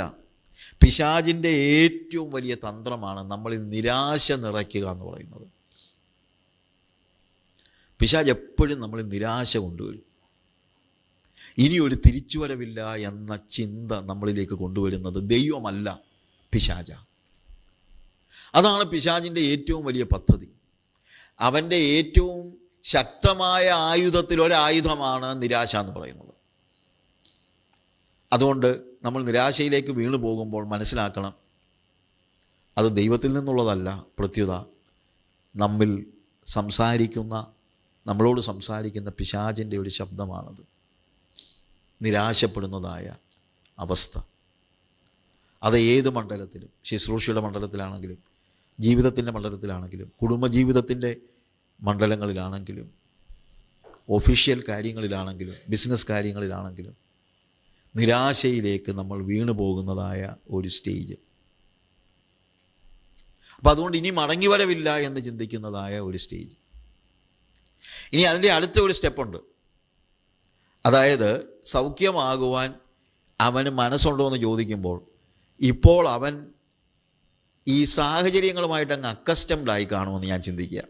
അതൊരു മറ്റൊരു സ്റ്റേജ്. അതായത് ആദ്യം കുറേ കാലമൊക്കെ പരിശ്രമിച്ചിട്ട് ഒന്നും നടക്കാതെ വരുമ്പോഴത്തേക്ക് അവൻ പറയും ഇനിയിപ്പോൾ എനിക്ക് രക്ഷയൊന്നുമില്ല, ഒന്നും നടക്കത്തില്ല. പിന്നെ അടുത്ത സ്റ്റെപ്പ് എന്നാണെന്നറിയാം, എന്നാൽ പിന്നെ ഇങ്ങനെ അങ്ങ് ആട്ടെ. ആ സാഹചര്യവുമായിട്ട്, ആ ജീവിതവുമായിട്ട് അക്കസ്റ്റംഡ് ആകുന്ന, ഇപ്പം ഈ വ്യക്തിയെ സംബന്ധിച്ചിടത്തോളം ബെഥെസ്ദ കുളക്കരയിലെ ജീവിതം അവനങ്ങ് അതുമായിട്ടങ്ങ് അഡ്ജസ്റ്റായി. രാവിലെ എഴുന്നേക്കും, എത്രത്തോളം അവന് കഴിവൊന്നൊന്നും ഇവിടെ എഴുതിയിട്ടില്ല. ആരെങ്കിലും അവനെ സഹായിച്ചിട്ടാണോ അവൻ രാവിലെ എണീറ്റിട്ട് വല്ലതും കഴിക്കാനൊക്കെ ഒന്നും അറിയില്ല. സംഭവം ചിലപ്പം ഭിക്ഷ അയച്ചാണോ ഒന്നും നമുക്കറിയില്ല. എനിവേ അവൻ പറയുന്നു ഇനിയിപ്പോൾ ഇങ്ങനെയൊക്കെ മതി. പിന്നെ ഒത്തിരി ബന്ധങ്ങളൊക്കെ അവിടെ, ഒത്തിരി കൂട്ടുകാരൊക്കെ കാണുമല്ലോ, എവിടെയാണെങ്കിലും കുറേ കൂട്ടുകാരൊക്കെ കിട്ടുമല്ലോ. ചിലപ്പം നേരം പോക്കിനിപ്പോൾ അവർ കൂട്ടുകാർ കൂടിയിരുന്നു വല്ല ചീട്ടുകളിയൊക്കെ തുടങ്ങി കാണും. നമ്മുടെ ഇപ്പോഴത്തെ ഭാഷയെ പറഞ്ഞു കഴിഞ്ഞാൽ 24 ചിലപ്പം ഗവൺമെൻറ് 24 അവർ ടെലിവിഷൻ ചാനൽ തുറന്നു വെച്ച് കാണും. അതുമൊക്കെ കണ്ട് ഇങ്ങനെ അങ്ങ് പോകാം, ഇങ്ങനെ അങ്ങ് അഡ്ജസ്റ്റ് ചെയ്ത് പോകാം. നിരാശയിൽ നിന്നുണ്ടാകുന്നൊരു കാര്യമാണ്. ഇനിയിപ്പോൾ വേറെ ഒന്നും ചെയ്യാൻ പറ്റാത്തത് കൊണ്ട് ഇനിയിപ്പോൾ എവിടെ പോകാൻ, അതുകൊണ്ട് ഇനിയിപ്പോൾ സൗഖ്യമൊന്നും പ്രാപിച്ചില്ലെങ്കിലും കുഴപ്പമില്ലെന്നുള്ള ഒരു ചിന്ത. കർത്താവ് എന്നോട് ചോദിക്കുക, സൗഖ്യമാകുവാൻ നിനക്ക് മനസ്സുണ്ടോ എന്ന്. അതായത് ഒന്ന്, ഇനി സൗഖ്യമാകത്തില്ല എന്ന ചിന്ത അവൻ്റെ മനസ്സിലുണ്ടായി കാണും. രണ്ടാമത്, ഇനിയിപ്പോൾ സൗഖ്യമാകണ്ട എന്നുള്ള ചിന്തയുണ്ടായിട്ടുണ്ട്. ആകത്തില്ലെന്ന് തന്നെയല്ല, ഇനിയിപ്പം സൗഖ്യമാകുകയൊന്നും വേണ്ട, ഇനിയിപ്പോൾ ഇതുമായിട്ടൊക്കെ അങ്ങ് അഡ്ജസ്റ്റ് ആയി പൊക്കോളാം. ഇത് ഇന്നത്തെ പലരുടെയും അവസ്ഥ ഇതാണ്.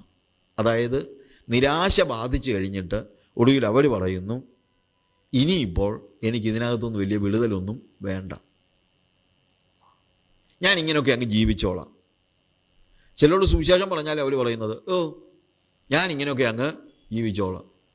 ഈ കഴിഞ്ഞ ദിവസം ഞാനൊരു എൻ്റെ കൂടെ പഠിച്ച ഒരു ആളിനോട് സുവിശേഷം പറയാനായിട്ട് പോയി സുവിശേഷം പറഞ്ഞുകൊണ്ടിരിക്കുക. അവൻ പറയുന്നത്, നീ എന്തോന്ന് വെച്ചാൽ ചെയ്യടാ. എന്നോട് പറയാ, നിൻ്റെ കാര്യം, ഞാൻ എവിടെയെങ്കിലും പോക്കോളാം. ഞാൻ ചോദിച്ചു, എവിടെ പോകുന്ന?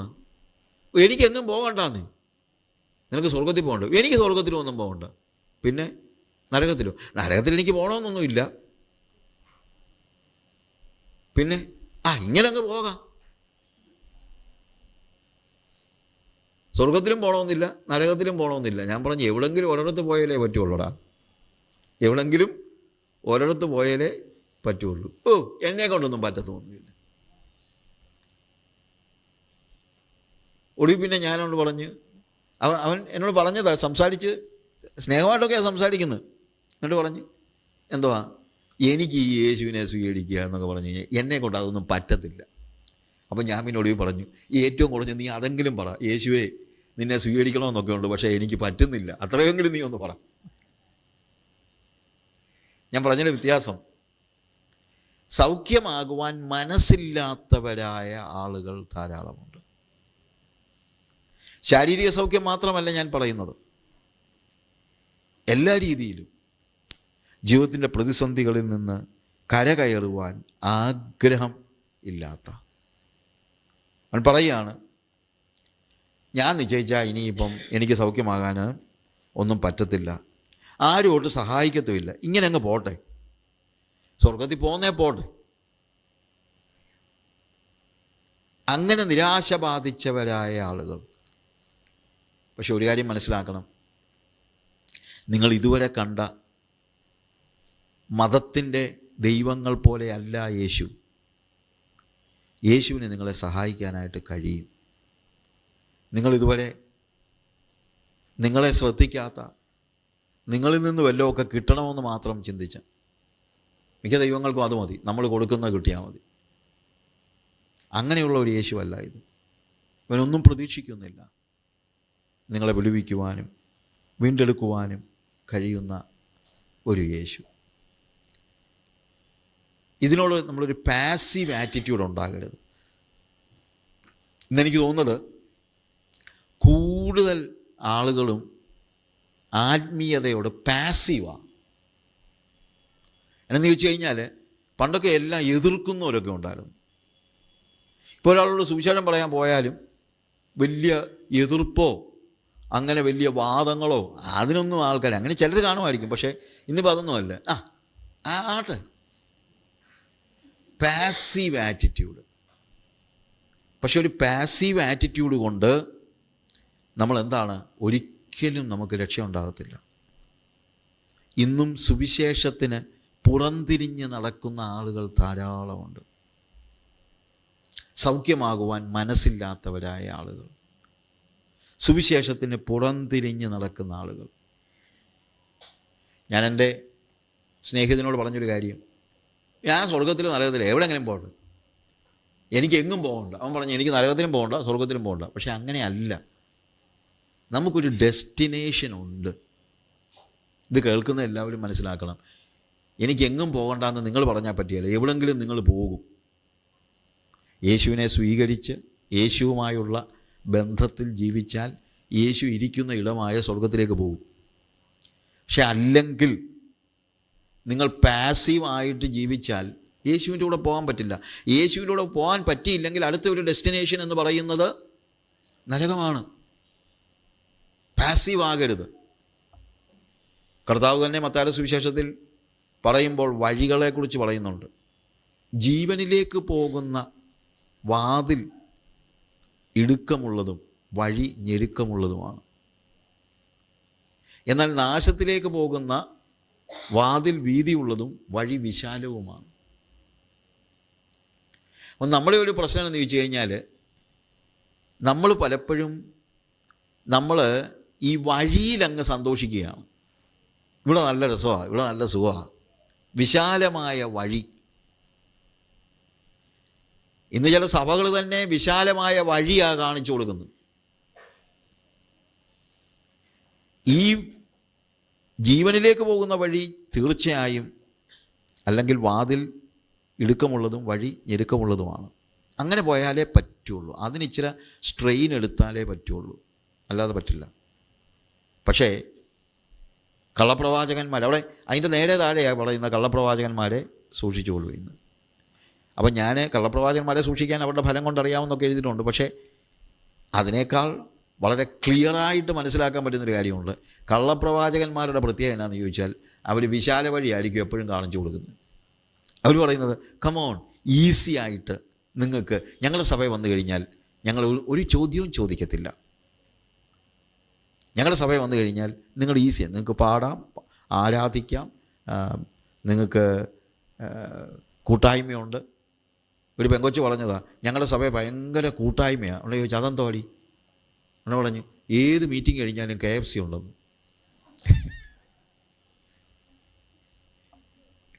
ഏത് മീറ്റിംഗ് കഴിഞ്ഞാലും KFC ഉണ്ട്, കൂട്ടായ്മയാണ്.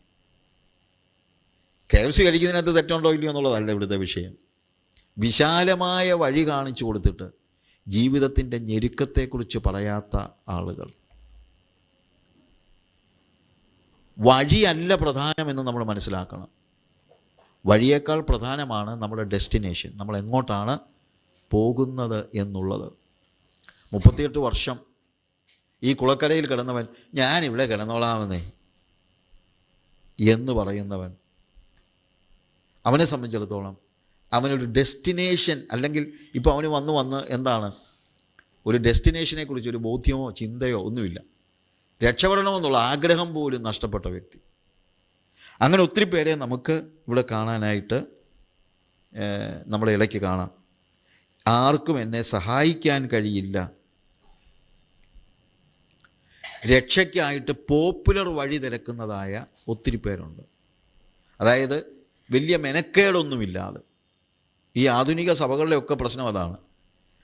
അവിടെ പോയി കഴിഞ്ഞാൽ വലിയ മെനക്കേടൊന്നുമില്ലാതെ സഭയെ കൂടാം. വലിയ മെനക്കേടൊന്നുമില്ല, അവർ തന്നെ പറയുന്ന അതാണ്. മറ്റ് ചില സഭയിലൊക്കെ ചെന്ന് കഴിഞ്ഞാൽ എന്തൊരു സ്ട്രിക്റ്റാ ഇല്ലേ, അത് ചെയ്യാൻ പാടില്ല, ഇത് ചെയ്യാൻ പാടില്ല, അങ്ങോട്ട് പോകാൻ പാടില്ല, ഇങ്ങോട്ട് പോകാൻ പാടില്ല, ഭയങ്കര സ്ട്രിക്റ്റാ. സ്ട്രിക്റ്റായിട്ടുള്ള വഴിയെ പോയാലേ അങ്ങ് ചെല്ലത്തുള്ളൂ. വിശാല വഴിയെ പോയി കഴിഞ്ഞാൽ, വിശാല വഴി എങ്ങോട്ടാണ് പോകുന്നത്? നാശത്തിലേക്ക് പോകുന്ന വാതിൽ വീതിയുള്ളതും വഴി വിശാലവും. അതുകൊണ്ട് ഈ പോപ്പുലർ ക്രിസ്ത്യാനിറ്റി നിങ്ങളെ സഹായിക്കുമെന്ന് നിങ്ങൾ ഒരിക്കലും ചിന്തിക്കരുത്. എപ്പോഴും നമ്മൾ ആ ഡെസ്റ്റിനേഷനെ കുറിച്ചുള്ള ബോധ്യം നമുക്ക് ആവശ്യമുണ്ടായിരിക്കണം.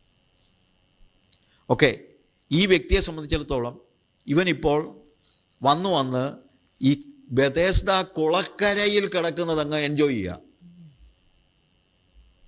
കാര്യം അവന് കൂട്ടുകാരായി, സിനിമ കാണാം, വേണമെങ്കിൽ ഇച്ചിരി കള്ളു കുടിക്കാം, എന്താ TV, ഞാൻ പറഞ്ഞു ഇപ്പോൾ അന്ന് TV ഇല്ല, പക്ഷേ ഗവൺമെൻറ് TV കൊണ്ട് വെച്ചിട്ടുണ്ട്, അങ്ങനെയുള്ളതല്ല, അതങ്ങ് എൻജോയ് ചെയ്യാം. പക്ഷേ ദൈവം ഉദ്ദേശിക്കുന്നത് അതല്ല എന്നുള്ളത് നമ്മൾ മനസ്സിലാക്കണം. അവിടെ നമ്മൾ വീണ്ടും വായിക്കുമ്പോൾ യോഹന്നാൻ്റെ സുവിശേഷത്തിൽ എൻ്റെ 5-ാമത്തെ അധ്യായത്തിൽ നമ്മൾ വീണ്ടും വായിക്കുമ്പോൾ അവിടെ കാണുന്നത്, അവൻ 6-ാമത്തെ വാക്യത്തിൽ അവൻ കിടക്കുന്നത് യേശു കണ്ടു, ഇങ്ങനെ ഏറിയ കാലമായിരിക്കുന്നു എന്നറിഞ്ഞു, നിനക്ക് സൗഖ്യമാകുവാൻ മനസ്സുണ്ടോ എന്ന് അവനോട് ചോദിച്ചു. രോഗി അവനോട്, യജമാനനെ, വെള്ളം കലങ്ങുമ്പോൾ എന്നെ കുളത്തിലാക്കുവാൻ എനിക്ക് ആരുമില്ല, ഞാൻ തന്നെ ചെല്ലുമ്പോൾ മറ്റൊരുത്തിന് എനിക്ക് മുമ്പായി ഇറങ്ങുന്നു എന്ന് ഉത്തരം പറഞ്ഞു. യേശു അവനോട്, എഴുന്നേറ്റ് കിടക്ക എടുത്ത് നടക്ക എന്ന് പറഞ്ഞു. യേശു അവനോട് പറയാണ്, നീ എഴുന്നേറ്റ് കിടക്ക എടുത്ത് നടക്കുക.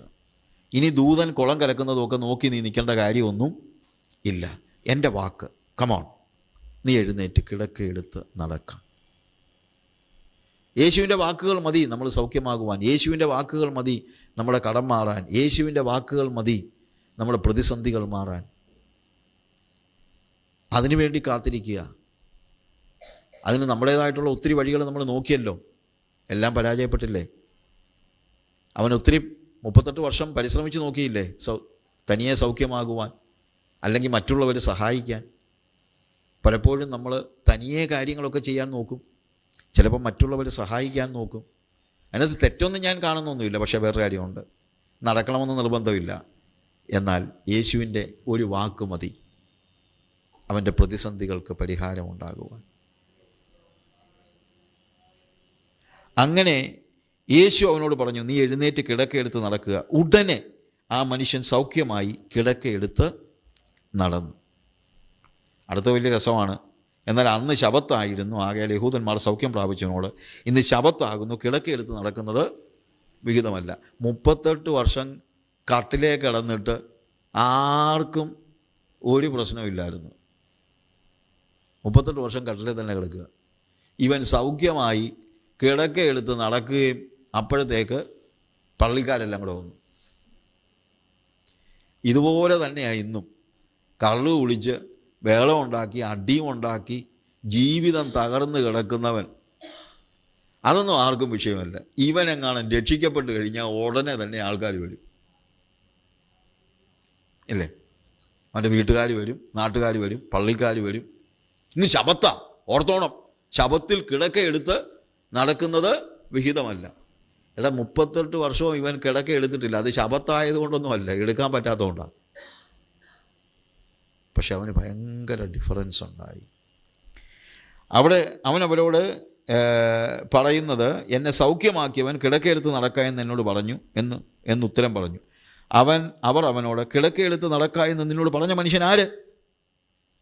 എന്നാൽ പുരുഷാരം വളരെ ഉണ്ടായിരിക്കാൻ യേശു മാറിക്കളഞ്ഞതുകൊണ്ട് അവൻ ആരെന്ന് സൗഖ്യം പ്രാപിച്ചവൻ അറിഞ്ഞില്ല. സൗഖ്യം പ്രാപിച്ചു കഴിഞ്ഞിട്ടും യേശു ആണ് സൗഖ്യം കൊടുത്തെന്നുള്ളതൊന്നും ഇവന് അങ്ങനെ സ്പെസിഫിക്കായിട്ട് മനസ്സിലാക്കിയൊന്നുമില്ല. ഞാൻ പലപ്പോഴും ആലോചിക്കുകയായിരുന്നു, കർത്താവ് ഇവൻ്റെ കിടപ്പ് കണ്ട് മനസ്സലിഞ്ഞ് അവന് സൗഖ്യം കൊടുത്തെന്നുള്ളതേ ഉള്ളൂ. അല്ലാതെ ഇവൻ്റെ വിശ്വാസത്തിൻ്റെ കൂടുതൽ കൊണ്ടോ അങ്ങനെ പലപ്പോഴും ഉണ്ട്, ഇല്ലെന്നല്ല. പക്ഷേ വേറൊരു കാര്യമുണ്ട്, ചിലപ്പോൾ വിശ്വാസത്തിൻ്റെ മഹിമയിൽ വന്ന് നിൽക്കുന്ന ആളുകളെ മാത്രമൊന്നുമല്ല കർത്താവ് സൗഖ്യമാക്കുന്നത്, അല്ലാത്തവരെയും കർത്താവ് ചിലപ്പോൾ സൗഖ്യമാക്കും. ഞാൻ ചിലപ്പോൾ പറയാറുണ്ട്, കർത്താവിൻ്റെ സൃഷ്ടിയാണ് എല്ലാവരും. അതുകൊണ്ട് ഈ പറയുന്നത് പോലെ വിശ്വാസികളെ മാത്രമൊന്നുമല്ല കർത്താവ് പലപ്പോഴും സൗഖ്യമാക്കുന്നത്, അല്ലാത്തവരെയും കർത്താവ് ചിലപ്പം സൗഖ്യമാക്കി നിൽക്കും. അത് കർത്താവിൻ്റെ മനസ്സലിവാണ് എന്നുള്ളതാണ് നമുക്ക് മനസ്സിലാക്കാൻ കഴിയുന്നത്.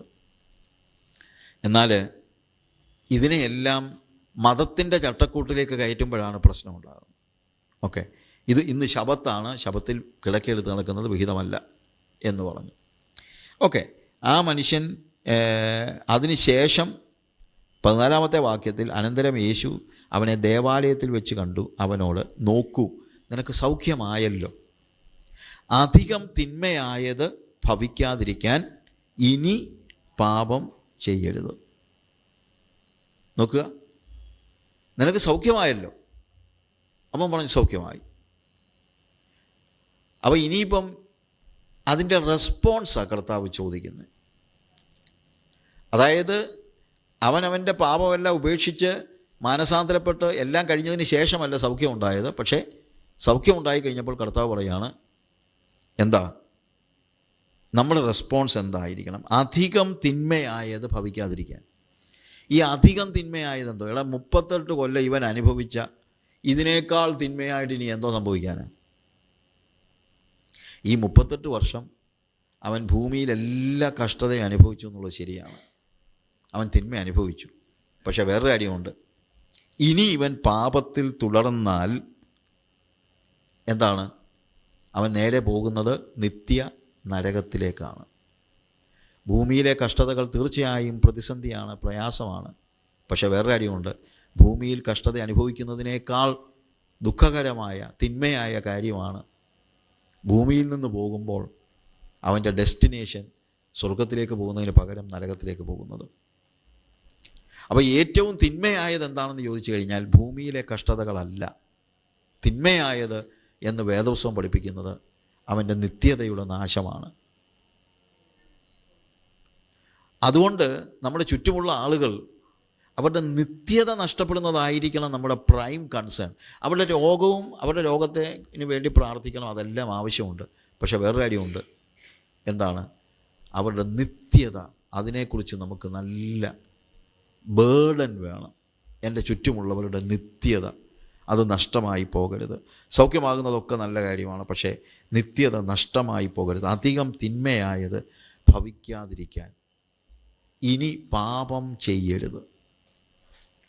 അപ്പോൾ ദൈവത്തിൻ്റെ സ്നേഹത്തോടും സഹതാപത്തോടും എല്ലാമുള്ള പ്രതികരണം എന്തായിരിക്കണം?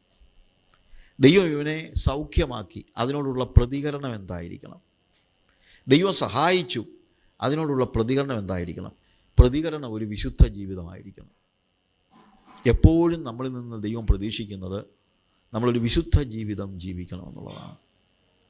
അതുകൊണ്ട് തീർച്ചയായിട്ടും കർത്താവ് പറയാണ്, നിനക്ക് സൗഖ്യമായല്ലോ, വെരി ഗുഡ്, പക്ഷേ ഇനി പാപം ചെയ്യരുത്. ഇന്ന് ഞാൻ പറയട്ടെ, ഒരു വലിയ രൂപാന്തരീകരണം നമ്മുടെ ജീവിതത്തിൽ യേശു നമ്മളെ സ്പർശിച്ചു കഴിഞ്ഞാൽ അതിനുശേഷമുള്ള നമ്മുടെ ജീവിതം ഒരു രൂപാന്തരം പ്രാപിച്ച ഒരു ജീവിതമായിരിക്കണം. ഒരു വിശുദ്ധ ജീവിതത്തിലേക്കാണ് നമ്മൾ കയറിപ്പോകേണ്ടത്. അതിന് യാതൊരു തടസ്സവും ഉണ്ടാകരുത്. അധികം തിന്മയായത് ഭവിക്കാതിരിക്കാൻ ഇനി പാപം ചെയ്യരുത്. ഇന്ന് ഞാനിത് പറയുമ്പോഴും നമ്മുടെ ജീവിതത്തിൽ ദൈവം ചെയ്ത ഉപകാരങ്ങളൊക്കെ നമ്മളൊന്ന് ഓർത്ത് നോക്ക്. അതിനോടുള്ള നമ്മുടെ റെസ്പോൺസ് എന്താ? നമ്മൾ കുറേ കാശ് കൊണ്ടിടുന്നതല്ല, സ്വോത്രകാഴ്ച കിട്ടൂ, പക്ഷേ സ്വോത്രകാഴ്ച ഇടുന്നതല്ല അതിനോടുള്ള റെസ്പോൺസ്. ദൈവം നമ്മളിൽ നിന്ന് പ്രതീക്ഷിക്കുന്ന റെസ്പോൺസ് എന്താണ്? ദൈവം നമുക്ക് ചെയ്ത ഉപകാരങ്ങൾക്ക് ദൈവം പ്രതീക്ഷിക്കുന്ന റെസ്പോൺസ് എന്താണെന്നറിയാമോ? ഒരു ഹോളി ലിവിങ്ങാണ്, ഒരു വിശുദ്ധ ജീവിതം. അത് ആരാണെങ്കിലും, വിശ്വാസിയാണെങ്കിലും അവിശ്വാസിയാണെങ്കിൽ അവൻ വിശ്വാസിയാകണം, എന്നാലേ അവന് വിശുദ്ധ ജീവിതത്തിലേക്ക് പ്രവേശിക്കാൻ കഴിയുള്ളൂ. പാപത്തെക്കുറിച്ചുള്ള നല്ലൊരു ബോധ്യമുണ്ടാകണം. കഴിഞ്ഞ കാല പാപങ്ങളെ ഉപേക്ഷിക്കണം. അതാണ് രൂപാന്തരീകരണം എന്ന് പറയുന്നത്. അവനോട് പറയുകയാണ്, ഈ 38 വർഷം നീ കിടക്കയിൽ കിടക്കുകയായിരുന്നു. ഈ കിടക്കയിൽ കിടന്നവൻ പാപിയായിരുന്നെന്നാണ് പറയുന്നത്. കിടക്കയിൽ കിടക്കുന്നത് കൊണ്ട്, അതായത് അവന് ആ കിടക്കയിൽ കിടന്നുകൊണ്ട് ചെയ്യാവുന്നതെല്ലാം ചെയ്തു, ഇല്ലേ? നമ്മളൊക്കെ ഇതിൽ നിന്നൊന്നും വ്യത്യസ്തരായ ആളുകളല്ല. പക്ഷേ കർത്താവ് നമ്മളിൽ ഒരു വ്യത്യാസം വരുത്തിയാൽ, നമുക്കൊരു രൂപാന്തരം, അല്ലെങ്കിൽ കർത്താവ് നമുക്ക് ഒരു ഉപകാരം ചെയ്താൽ അതിനോടുള്ള സ്വാഭാവികമായ പ്രതികരണം എന്ന് പറയുന്നത് ഇനി പാപം ചെയ്യരുത് എന്നുള്ളതാണ്. ഇനി പാപം ചെയ്യരുത്. അടുത്തതായിട്ട് യോഹന്നാൻ്റെ സുവിശേഷം 8-ാം അധ്യായത്തിലേക്ക് വരുമ്പോൾ വീണ്ടും ഇതേ വാചകം തന്നെ കർത്താവ് പറയുന്നത് നമ്മൾ അവിടെ കാണുന്നുണ്ട്. അത് വ്യഭിചാര കുറ്റത്തിൽ പിടിക്കപ്പെട്ട സ്ത്രീയോട് കർത്താവ് പറയുന്ന കാര്യമാണ്. അതിൻ്റെ 14-ാമത്തെ വാക്യത്തിൽ, ഇല്ല കർത്താവേ എന്നവൾ പറഞ്ഞു, ഞാനും നിനക്ക് ശിക്ഷ വിധിക്കുന്നില്ല, പോക, ഇനി പാപം ചെയ്യരുത്. ഈ 2 സ്ഥലങ്ങളിലാണ് സ്പെസിഫിക് ആയിട്ട് ദൈവം വ്യക്തികളോട് ഇനി പാപം ചെയ്യരുത് എന്ന് പറയുന്നത്. കുളക്കരയിൽ കിടന്ന മനുഷ്യൻ്റെ പാപങ്ങളെക്കുറിച്ചൊന്നും വിശദമായിട്ട് പറഞ്ഞിട്ടില്ലെങ്കിലും ഈ സ്ത്രീയുടെ കാര്യത്തിൽ കൃത്യമായിട്ട് നമുക്കറിയാം. അതിൻ്റെ 8-ാം അധ്യായത്തിൻ്റെ 3-ാമത്തെ വാക്യം മുതൽ നമ്മൾ വായിക്കുമ്പോൾ കൃത്യമായിട്ടറിയാം.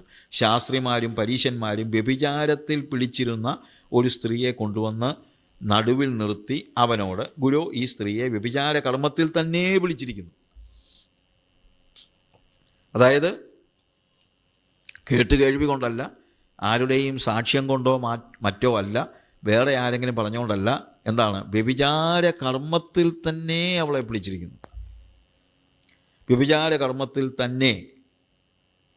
എന്നിട്ട് എഴുതിയിരിക്കുന്നത്, ഇങ്ങനെയുള്ളവരെ കല്ലെറിയണം എന്ന് മോശ ന്യായപ്രമാണത്തിൽ ഞങ്ങളോട് കൽപ്പിച്ചിരിക്കുന്നു. നീ ഇവളെക്കുറിച്ച് എന്തു പറയുന്നു എന്ന് ചോദിച്ചു. ഇങ്ങനെയുള്ളവരെ കല്ലെറിയണം എന്ന് പറഞ്ഞിരിക്കുന്നു. അത് പഴയ നിയമത്തിലുണ്ട്, കല്ലെറിയണമെന്ന്. പക്ഷേ ഒരു കാര്യം ഞാൻ ചിന്തിച്ച് നോക്കി. അവിടെ ആവർത്തന പുസ്തകത്തിൽ അതിൻ്റെ 22-ാം അധ്യായത്തിൻ്റെ 22-ാമത്തെ വാക്യത്തിൽ നമ്മൾ കാണുന്നത്, ഒരു പുരുഷൻ്റെ ഭാര്യയായ സ്ത്രീയോടുകൂടെ ഒരുത്തൻ ശയിക്കുന്നത് കണ്ടാൽ സ്ത്രീയോടുകൂടെ ശയിച്ച പുരുഷനും സ്ത്രീയും ഇരുവരും മരണശിക്ഷ അനുഭവിക്കണം. ഇങ്ങനെ ഇസ്രായേലിൽ നിന്ന് ദോഷം നീക്കിക്കളയണം. എന്താ പറയുന്നത്? അവിടെ പറഞ്ഞിരിക്കുന്ന കാര്യം നിങ്ങൾ ശ്രദ്ധിച്ചോ? ഇരുവരും, അല്ലാതെ സ്ത്രീയെ മാത്രം പിടിച്ചുകൊണ്ട് വരണമെന്നല്ല ഇവിടെ പറഞ്ഞിരിക്കുന്നത്. ഞാൻ ശ്രദ്ധിച്ചോ ഈ പറഞ്ഞ്? പക്ഷെ കാലം കഴിഞ്ഞപ്പോഴത്തേക്ക് ഇപ്പോൾ ആർക്ക് മാത്രമേ കുഴപ്പമുള്ളൂ? സ്ത്രീക്ക് മാത്രമേ കുഴപ്പമുള്ളൂ. അത് ഈ ശാസ്ത്രിമാരും പരീശന്മാരും അവരാണല്ലോ ഇവിടെ കൊണ്ടുവരുന്നത്. ഇവിടെ പറഞ്ഞത് പരീശന്മാരും ശാസ്ത്രിമാരുമാണ് ഈ സ്ത്രീയെ പിടിച്ചുകൊണ്ട് വന്നിരിക്കുന്നത്. അതും എങ്ങനെയാണ് എഴുതിയിരിക്കുന്നത്? വ്യഭിചാര കർമ്മത്തിൽ തന്നെ പിടിച്ചെന്ന്. പക്ഷേ കൂടെ ഉണ്ടായിരുന്ന പുരുഷൻ എന്ത് ചെയ്യും? ദൈവത്തിൻ്റെ ന്യായപ്രമാണത്തെ തിരിച്ചു മറിച്ച് കളയുന്നതായ ഒരു സമൂഹമായിട്ട് ഈ പരീശന്മാരും ശാസ്ത്രിമാരും വരുന്നതാണ് നമുക്ക് കാണാൻ കഴിയുന്നതായ ഒരു കാര്യം. ഇവിടെ യോഹന്നാൻ്റെ സുവിശേഷത്തിൽ നമുക്ക് വരാം. 8-ാം അധ്യായത്തിൽ വീണ്ടും നമ്മൾ കാണുന്നത് ശാസ്ത്രിമാരും പരീശന്മാരും അവർ കൊണ്ടുവന്നിട്ട് ഇങ്ങനെയുള്ളവരെ കല്ലെറിയണമെന്ന് മോശ ന്യായപ്രമാണത്തിൽ ഞങ്ങളോട് കൽപ്പിച്ചിരിക്കുന്നു, നീ ഇവളെ കുറിച്ച് എന്ത് പറയുന്നു? ശരിക്കും പറഞ്ഞു കഴിഞ്ഞാൽ ഇവർ ഓൾറെഡി കല്ലെറിഞ്ഞേനെയും, പക്ഷേ യേശുവിനെ എങ്ങനെങ്കിലും ഒന്ന് കൊടുക്കാനാണ് ഇവർ വരുന്നത്. യേശു വല്ല മനസ്സലിവും കാണിച്ച് ഇവളെ വിട്ടേക്കാൻ പറഞ്ഞു കഴിഞ്ഞാൽ ഉടനെ തന്നെ അവർക്ക് എന്ത് പറയാം? നീ ന്യായപ്രമാണത്തിന് എതിരാണ് എന്ന് പറയാം, അവനെ കുറ്റം വിധിക്കാൻ. അതുകൊണ്ട് 6-ാമത്തെ വാക്യത്തിൽ ഇത് അവനെ കുറ്റം ചുമത്തുവാൻ സംഗതി കിട്ടേണ്ടതിന് അവനെ പരീക്ഷിച്ച് ചോദിച്ചതായിരുന്നു. യേശുവോ കുനിഞ്ഞ് വിരൽ കൊണ്ട് നിലത്ത് എഴുതിക്കൊണ്ടിരുന്നു. അവൻ യേശുവിനെ കൊടുക്കാനാണ് ഈ ചോദ്യം. അവർ അവനോട് ചോദിച്ചുകൊണ്ടിരിക്കുമ്പോൾ അവൻ നിവർന്നു, എഴുതിക്കൊണ്ടിരിക്കുകയാണ്. എന്നിട്ട് നിവർന്നു, നിങ്ങളിൽ പാപമില്ലാത്തവർ ഇവളെ കല്ലെറിയട്ടെ. ഇവളെ ഒന്നാമത് കല്ലെറിയട്ടെ. പഴയ നിയമത്തിലുണ്ട് സാക്ഷിയായി നിൽക്കുന്ന വ്യക്തി ആദ്യം കല്ലെറിയണമെന്ന്. ഇവിടെ പറയാണ് നിങ്ങളിൽ പാപം ചെയ്യാത്ത വ്യക്തി എന്ത് ചെയ്യട്ടെ? ഒന്നാമത് കല്ലെറിയട്ടെ, പിന്നെ ബാക്കിയുള്ളവർ എറിയട്ടെ. ആദ്യം ഒരാൾ ആരെറിയേണ്ടത്? ഇതുവരെ പാപമൊന്നും ചെയ്തിട്ടില്ലാത്ത വ്യക്തി, അവർ കല്ലെറിയട്ടെ ഇല്ലേ? എന്നിട്ട് നിലത്ത് എഴുതിക്കൊണ്ടിരുന്നു. ഈ മറ്റുള്ളവരെ കുറ്റം വിധിക്കാൻ നമുക്കെല്ലാവർക്കും ഭയങ്കര എളുപ്പമാണ്. പക്ഷേ സ്വന്തം പാപത്തെ കാണാനായിട്ട് പലപ്പോഴും നമുക്ക് കഴിയുന്നില്ല. ഇപ്പോൾ ലൂക്കോസിൻ്റെ സുവിശേഷത്തിൽ ഇതേപോലെ പാപിനിയായ ഒരു സ്ത്രീയുടെ കാര്യം അതിൻ്റെ 7-ാമത്തെ അധ്യായത്തിൽ നമ്മൾ കാണുന്നുണ്ട്. 36 മുതലുള്ള വാക്യങ്ങൾ വായിക്കുമ്പോൾ അതും ഒരു പരീശൻ്റെ വീട്ടിൽ വെച്ച് നടക്കുന്ന കാര്യമാണ്. ലൂക്കോസ് 7:36. പരീശന്മാരിൽ ഒരുത്തൻ തന്നോടുകൂടെ ഭക്ഷണം കഴിപ്പാൻ അവനെ ക്ഷണിച്ചു. അവൻ പരീശൻ്റെ വീട്ടിൽ ചെന്ന് ഭക്ഷണത്തിനിരുന്നു. ആ പട്ടണത്തിൽ പാപിയായ ഒരു സ്ത്രീ അവൻ പരീശൻ്റെ വീട്ടിൽ ഭക്ഷണത്തിനിരിക്കുന്നത് അറിഞ്ഞ് ഒരു വെൺകൽ ഭരണി പരിമള തൈലം കൊണ്ടുവന്നു. പുറകിൽ അവൻ്റെ കാൽക്കൽ കരഞ്ഞുകൊണ്ട് നിന്നു. കണ്ണുനീർ കൊണ്ട് അവൻ്റെ കാൽ നനച്ചു തുടങ്ങി. തലമുടി കൊണ്ട് തുടച്ച് കാൽ ചുംബിച്ച് തൈലം പൂശി. അവനെ ക്ഷണിച്ച പരീശൻ അത് കണ്ടിട്ട് ഇവൻ പ്രവാചകനായിരുന്നെങ്കിൽ തന്നെ തൊടുന്ന സ്ത്രീ ആരെന്നും എങ്ങനെയുള്ളവളെന്നും അറിയുമായിരുന്നു, അവൾ പാപിയല്ലോ എന്ന് ഉള്ളിൽ പറഞ്ഞു. യഹൂദന്മാരിങ്ങനെ നിലത്തിരുന്ന് ആണ് ഭക്ഷണം കഴിക്കുന്നത്. സാധാരണ നിലയിൽ നിലത്തിരുന്ന് പറഞ്ഞു കഴിഞ്ഞാൽ അവർക്കൊരു പീഠമുണ്ട്. അപ്പോൾ ഹോസ്റ്റായിട്ട് വന്നിരിക്കുന്ന ആൾ ഈ പീഠത്തിലിരുന്നിട്ട് അതിൻ്റെ ചുറ്റുമാണ് മറ്റുള്ളവരിരിക്കുന്നത്. അപ്പം യേശു ഈ ഹോസ്റ്റിൻ്റെ നേരെ ഓപ്പോസിറ്റ് ആയിരിക്കണം ഇരിക്കുന്നത്. അപ്പോൾ അതുകൊണ്ട് പുറകിൽ കൂടെ ഒരാൾ വന്നു കഴിഞ്ഞാൽ ആരാണ് വന്നതെന്നുള്ളത് കാണാൻ കഴിയില്ല. പക്ഷേ ഇരിക്കുന്ന ആതിഥേയന് കാണാൻ പറ്റും ആരാ വന്ന് നിൽക്കുന്നത്. അപ്പോൾ ഈ സ്ത്രീയെക്കുറിച്ച് അവിടെ പറഞ്ഞിരിക്കുന്നത് എന്താണ്? അവൾ പട്ടണത്തിൽ പാപിയായ ഒരു സ്ത്രീ. അവൾ വന്ന് യേശുവിൻ്റെ പുറകിൽ അവൻ്റെ കാൽക്കൽ കരഞ്ഞുകൊണ്ട് നിന്നു. കണ്ണുനീർ കൊണ്ട് അവൻ്റെ കാൽ നനച്ചു തുടങ്ങി. തലമുടി കൊണ്ട് തുടച്ച് കാൽ ചുംബിച്ച് തൈലം പൂശി. അപ്പോൾ ഇതെല്ലാം ഈ പരീശൻ കണ്ടുകൊണ്ടിരിക്കുക.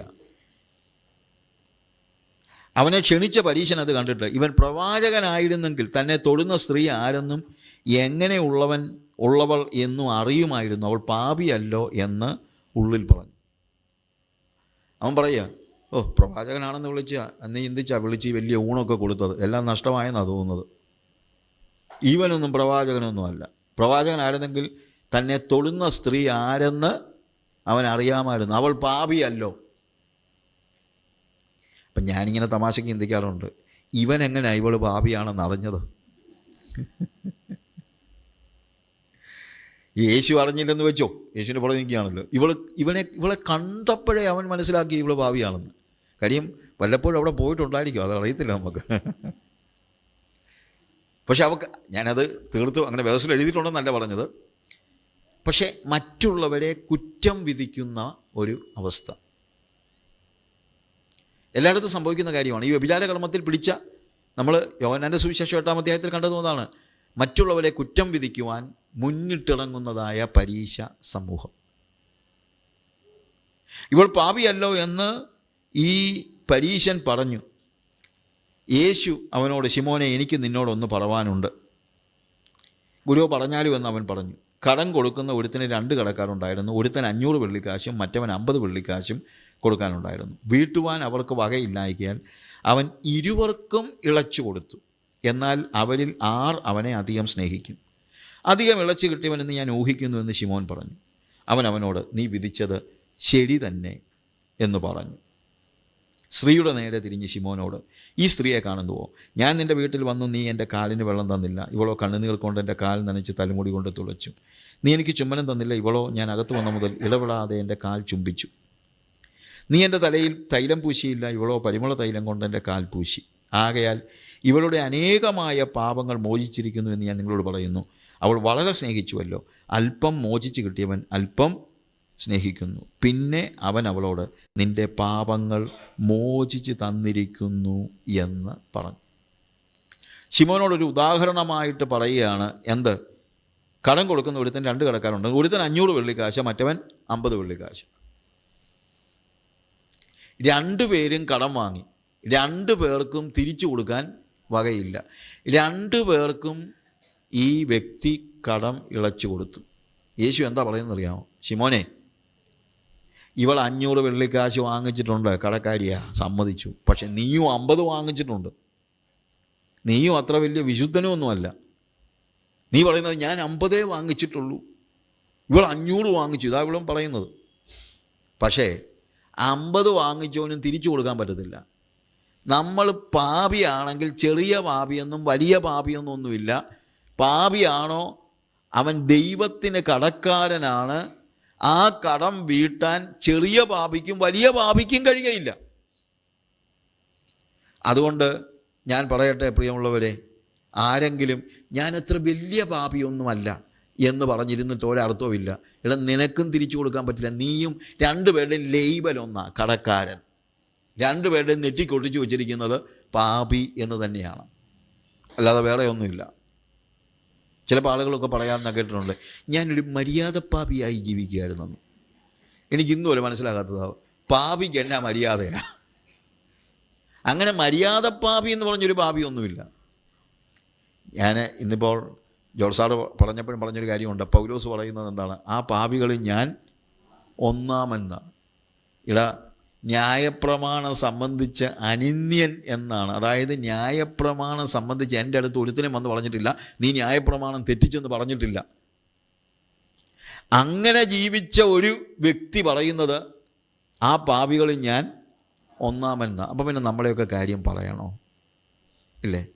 അതുകൊണ്ട് ഞാൻ അത്ര വലിയ പാപിയൊന്നുമല്ല എന്ന് ആരെങ്കിലും പറയുന്നെങ്കിൽ ഇന്നതങ്ങ് നിർത്തിയാൽ നമ്മളെല്ലാവരും പാപികളാണ്. എല്ലാവരും ഒരുപോലെ പാപം ചെയ്തു. അങ്ങനെയാണല്ലോ വേദോസം പഠിപ്പിക്കുന്നത്, ഇല്ലേ? നമ്മൾ വായിക്കുന്നുണ്ട്, എല്ലാവരും പാപം ചെയ്ത് ദൈവ തേജസ് നഷ്ടപ്പെട്ടു.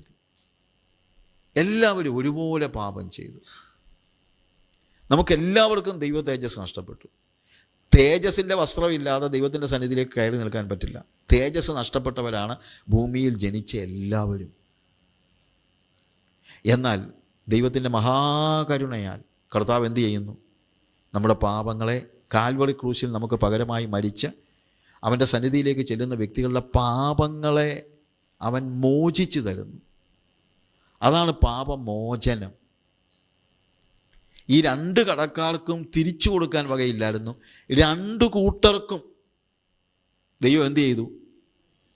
ഇളച്ചു കൊടുത്തു. 2 കൂട്ടർക്കും ഇളച്ചു കൊടുത്തു. അതുകൊണ്ട് 2 കൂട്ടരും ഇപ്പോൾ ശരിക്കും പറഞ്ഞു കഴിഞ്ഞാൽ കടമില്ലാത്തവരാ. പക്ഷേ യേശു പറഞ്ഞു സ്വാഭാവികമായും സംഭവിക്കാൻ സാധ്യതയുള്ളവരുണ്ട്. 50 വെള്ളിക്കാശ് കടംപെട്ടിരുന്നവൻ അവൻ സ്നേഹിക്കുന്നതിനേക്കാൾ കൂടുതൽ 500 വെള്ളിക്കാശ് കടംപെട്ടിരുന്നവൻ സ്നേഹിക്കും. പലപ്പോഴും നമ്മൾ പ്രത്യക്ഷത്തിൽ തന്നെ കാണുന്നൊരു കാര്യമാണ്. വലിയ പാപിയാണെന്ന് ബോധ്യമുള്ള ഒരു വ്യക്തി അവനായിരിക്കും യേശുവിനെ കൂടുതൽ സ്നേഹിക്കുന്നത്. ഞാനൊരു മര്യാദപ്പാപിയാണെന്നൊക്കെ പറഞ്ഞുകൊണ്ടിരിക്കുന്നവൻ ദൈവത്തെ അത്രയും സ്നേഹിക്കത്തില്ല. നമ്മളെ എത്രയധികം കടം അവൻ ഇളച്ചു തന്നെന്ന് നമുക്ക് ബോധ്യം. അതായത് എല്ലാവരും ഒരുപോലെ പാപികളാണ്. പക്ഷേ വേറൊരു കാര്യമുണ്ട്, നമ്മൾ എത്ര കൊടിയ പാപിയായിരുന്നെന്ന് ഓർക്കുമ്പോഴാണ് നമ്മളെ എത്രയധികം യേശു സ്നേഹിച്ചെന്ന് നമുക്ക് ചിന്തിക്കാൻ കഴിയുന്നത്. അങ്ങനെ ഈ യേശു ശിമോനോട് പറയുകയാണ്, നിൻ്റെ ചിന്ത നീ എങ്ങനെങ്കിലുമൊക്കെ 50 വെള്ളിക്കാശെല്ലാം ഉള്ളോ, ഞാനങ്ങ് എങ്ങനെങ്കിലുമൊക്കെ വീട്ടിക്കോളാം എന്നുള്ള ചിന്തയിൽ നിൽക്കുക. നിന്നെ കൊണ്ടൊന്നും വീട്ടാൻ പറ്റത്തില്ല. എന്നാൽ ഈ സ്ത്രീ, അവളെ സംബന്ധിച്ചിടത്തോളം അവളുടെ ഏറിയ പാപങ്ങൾ മോചിക്കപ്പെട്ടിരിക്കുന്നു എന്നുള്ള ബോധ്യമുണ്ടായപ്പോൾ അവളുടെ പാപത്തിൻ്റെ കാഠിന്യം അവളെ കരയിക്കുകയാണ്. പക്ഷേ ഇവിടെ പലപ്പോഴും ഉണ്ടാകുന്നതെന്നറിയാമോ? നമ്മൾ പലപ്പോഴും കാണുന്നത് ഈ ന്യായം വിധിക്കുന്ന, കുറ്റം വിധിക്കുന്നതായ പരീശ മനോഭാവമാണ്. അവൾ അത്രയൊന്നും ഞാൻ, ചിലപ്പോൾ നമ്മൾ പറയുമല്ലോ അവളെപ്പോലൊന്നും ഞാൻ കാണിച്ചിട്ടില്ല എന്നൊക്കെ പറയുമല്ലോ. അവളെപ്പോലൊന്നും എപ്പോഴും നമ്മൾ കമ്പയർ ചെയ്യുകയാണ്. അവളേക്കാ ഭേദമാണ് ഞാൻ എന്നൊക്കെ നമ്മൾ പറയും. ഞാൻ അങ്ങനൊന്നും പറഞ്ഞിട്ടൊന്നുമില്ല, അവൾ പറഞ്ഞ പോലെ ഒന്നും പറഞ്ഞിട്ടില്ല. എപ്പോഴും കമ്പയർ ചെയ്യുന്നത്. ദൈവം കമ്പയർ ചെയ്യുമെന്ന് ചോദിച്ചാൽ ഞാൻ പറയുന്നത് കമ്പയർ ചെയ്യുമെന്നാണ്. പക്ഷേ കമ്പയർ ചെയ്യുന്നത് മറ്റൊരു മനുഷ്യനുമായിട്ടല്ല. ദൈവം കമ്പയർ ചെയ്യുന്നത് നമ്മളെയും അവൻ്റെ പുത്രനായ യേശുവിനെയുമാണ് കമ്പയർ ചെയ്യുന്നത്. ആ കമ്പാരിസണിൽ ധൈര്യം ഉണ്ടെങ്കിൽ ചെന്ന് നിന്നിട്ട് പറ, ഞാൻ അത്രയൊന്നും ചെയ്തിട്ടില്ലെന്ന്. ഇല്ലേ? ഹല്ലേലൂയ. കമ്പാരിസൺ നമുക്ക് നിർത്താം. പകരം നമ്മൾ എത്ര വലിയ പാപിയാണ് എന്നുള്ള ബോധ്യത്തിലേക്ക് നമുക്ക് പോകാം. യോഹന്നാന്റെ സുവിശേഷം 8-ാം അധ്യായത്തിലേക്ക് വീണ്ടും നമുക്ക് മടങ്ങി വരാം. അത് നമ്മൾ വായിക്കുമ്പോൾ ഈ സ്ത്രീയെ വ്യഭിചാര കുറ്റത്തിൽ കല്ലെറിയണം എന്ന് പറഞ്ഞ കുറ്റം വിധിച്ച് വന്നവരായ പരീശന്മാരോടും മറ്റുള്ളവരോടും 7-ാമത്തെ വാക്യത്തിൽ കർത്താവ് പറയാണ്, നിങ്ങളിൽ പാപമില്ലാത്തവൻ അവളെ ഒന്നാമത് കല്ലെറിയട്ടെ. നിങ്ങളിൽ പാപമില്ലാത്തവൻ അവളെ ഒന്നാമത് കല്ലെറിയട്ടെ. പിന്നെയും കുനിഞ്ഞ വിരൽ കൊണ്ട് നിലത്ത് എഴുതിക്കൊണ്ടിരുന്നു. യേശു എഴുതുന്നു എന്ന് കാണുന്നത് ഇവിടെ മാത്രമാണ്. വേറെ എങ്ങും യേശു എന്തെങ്കിലും എഴുതിയതായിട്ട് നമ്മൾ കാണുന്നില്ല. അതും കടലാസിലല്ല എഴുതിയത്, നിലത്ത് കുനിഞ്ഞ് എഴുതിക്കൊണ്ടിരുന്നു. എന്താ എഴുതിയെന്നുള്ളത് അവിടെ വേദോസത്തിൽ പറഞ്ഞിട്ടില്ല. അതുകൊണ്ട് നമുക്ക് തീർത്ത് പറയാൻ പറ്റില്ല എന്താ എഴുതിയെന്ന്. എന്നാലും ഞാൻ ചിന്തിക്കുന്നത് ഓരോരുത്തരും കല്ലെടുക്കുമ്പം കർത്താവ് അവൻ ചെയ്തത് എന്താണെന്നുള്ളത് എഴുതും. അപ്പം കല്ലെടുത്ത് അങ്ങോട്ട് നോക്കുമ്പോഴത്തേക്ക് അവനും വ്യഭിചാരം ചെയ്ത, അല്ലെങ്കിൽ അവൻ അമ്മയെ തല്ലിയവനാ, അല്ലെങ്കിൽ അപ്പനെ അമ്മയെ നോക്കാത്തവനാ, അങ്ങനെ ഓരോന്നായിട്ട് എഴുതാൻ തുടങ്ങി. ഇല്ലേ? അവരുടെയൊക്കെ കയ്യിൽ നിന്ന് കല്ലിങ്ങനെ അങ്ങ് താഴെ വീണു. യേശുവിൻ്റെ എഴുത്ത് കണ്ടു കഴിഞ്ഞപ്പോഴത്തേക്ക് എറിയാൻ കല്ലെടുത്തവരുടെ എല്ലാം കല്ല് താഴെ വീഴുന്നു. ഇല്ലേ? അവിടെ അവർ അത് കണ്ടിട്ട്, അതുകൊണ്ടാണ് ഞാനത് പറയാൻ കാര്യം. പിന്നെ കുനിഞ്ഞ് നിലത്ത് വിരൽ കൊണ്ട് എഴുതിക്കൊണ്ടിരുന്നു. അവർ അത് കണ്ടിട്ട് മനസാക്ഷിയുടെ ആക്ഷേപം ഹേതുവായി മൂത്തവരും ഇളയവരും ഓരോരുത്തനായി വിട്ടുപോയി. യേശു മാത്രവും നടുവിൽ നിൽക്കുന്ന സ്ത്രീയും ശേഷിച്ചു. ഓരോരുത്തരായിട്ട് വിട്ടുപോയി. യേശുവും ഈ സ്ത്രീയും മാത്രം ശേഷിച്ചു. ആർക്കും അവളെ കുറ്റം വിധിച്ച്, അല്ലെ ഞാൻ പാപി അല്ല എന്ന് പറഞ്ഞ് അവളെ കല്ലെറിയാൻ ആർക്കും കഴിഞ്ഞില്ല. മറ്റുള്ളവരൊക്കെ എറിയാൻ കല്ലെടുക്കുമ്പോൾ നമ്മൾ ആലോചിക്കണം, ഞാൻ എങ്ങനെയാ? കല്ലായിരിക്കത്തില്ല, വാക്കായിരിക്കും. മറ്റുള്ളവർക്കെതിരായിട്ട് ഓരോന്ന് സംസാരിക്കുമ്പോഴും നമ്മളറിയണം നമ്മളാരാണ്. അതറിഞ്ഞു കഴിഞ്ഞാൽ നമുക്കൊരാളെ കുറ്റം വിധിക്കാൻ കഴിയില്ല. ഓരോരുത്തരായിട്ട് കല്ല് താഴെ ഇട്ടിട്ട് വിട്ടുപോയി. ആർക്കും അവളെ കുറ്റം വിധിക്കാൻ കഴിഞ്ഞില്ല. എന്നിട്ട് യേശു നിവർന്ന് അവളോട്, സ്ത്രീയെ, അവർ എവിടെ?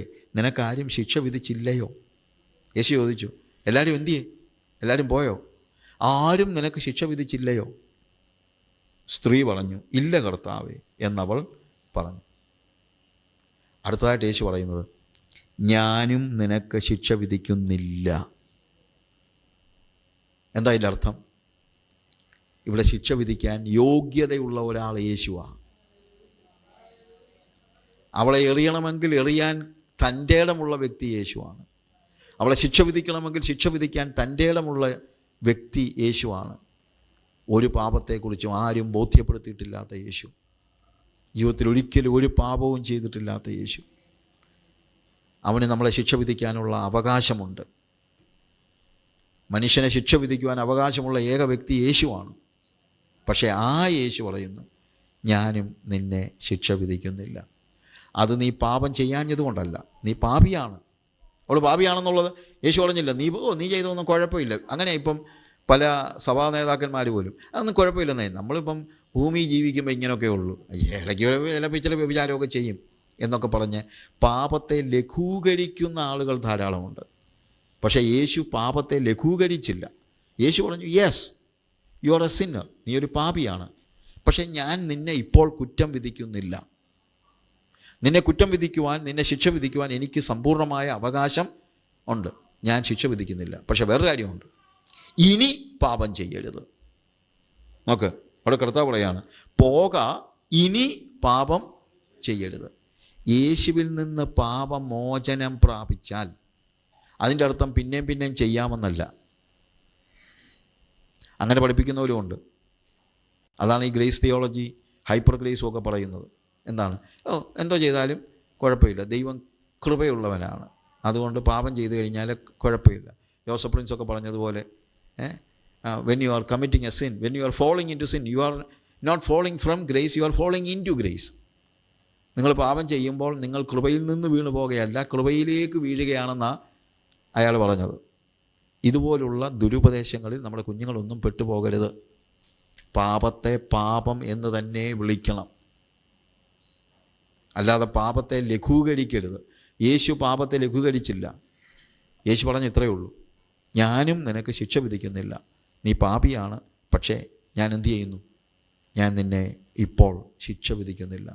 എന്നാൽ അതിൻ്റെ റെസ്പോൺസ് എന്തായിരിക്കണം? ഞാൻ നിൻ്റെ പാപങ്ങളെ മോചിച്ചാൽ അടുത്തത്, ഇനി പാപം ചെയ്യരുത്. ഇന്നെനിക്ക് നിങ്ങളോട് പറയാനുള്ള കാര്യം, ഈ വാക്കുകളെ കേൾക്കുന്ന എല്ലാവരോടും പറയാനുള്ള കാര്യം, നമ്മുടെ ജീവിതത്തിൽ യേശുവിൻ്റെ പാപക്ഷമയ്ക്കുള്ള റെസ്പോൺസ് എന്താണെന്ന് നമ്മൾ ആലോചിക്കണം. എന്താണ് റെസ്പോൺസ്? ഇനി പാപം ചെയ്യരുത്. ഒരു വിശുദ്ധ ജീവിതമാണ് ദൈവത്തിന് നമുക്ക് മടക്കി കൊടുക്കാൻ കഴിയുന്നത്. രോഗിയായി 38 വർഷം കുളക്കരയിൽ കിടന്നവനോട് കർത്താവ് പറയാണ്, അധികം തിന്മയായത് ഭവിക്കാതിരിക്കാൻ ഇനി പാപം ചെയ്യരുത്. ഈ സ്ത്രീയോട്, വ്യഭിചാരത്തിൽ പിടിക്കപ്പെട്ട സ്ത്രീയോട് പറയാണ്, നീ പാപിയായിരുന്നു, പക്ഷേ ഞാൻ നിൻ്റെ പാപത്തെ മോചിച്ചു തന്നിരിക്കുന്നു, ഇനി പാപം ചെയ്യരുത്. യേശുവുമായിട്ട് ഒരു എൻകൗണ്ടർ ഉണ്ടായാൽ അതിൻ്റെ പ്രതിഫലനം, അതിൻ്റെ റെസ്പോൺസ് എന്തായിരിക്കണം? ഒരു വിശുദ്ധ ജീവിതം.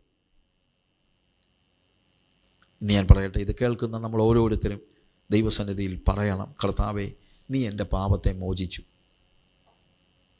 നീ എന്നെ വിടുവിച്ചു, നീ എന്നെ രക്ഷിച്ചു, നീ എന്നെ വീണ്ടെടുത്തു. അതിനോടുള്ള പ്രതികരണം എന്താണ് എന്ന് ഞാൻ മനസ്സിലാക്കുന്നു. എന്തായിരിക്കണം പ്രതികരണം? ഒരു വിശുദ്ധ ജീവിതം. ആ വിശുദ്ധ ജീവിതത്തിന് വേണ്ടി നമ്മളെ തന്നെ സമർപ്പിക്കണം. കണ്ണുകളെ അടയ്ക്കാം.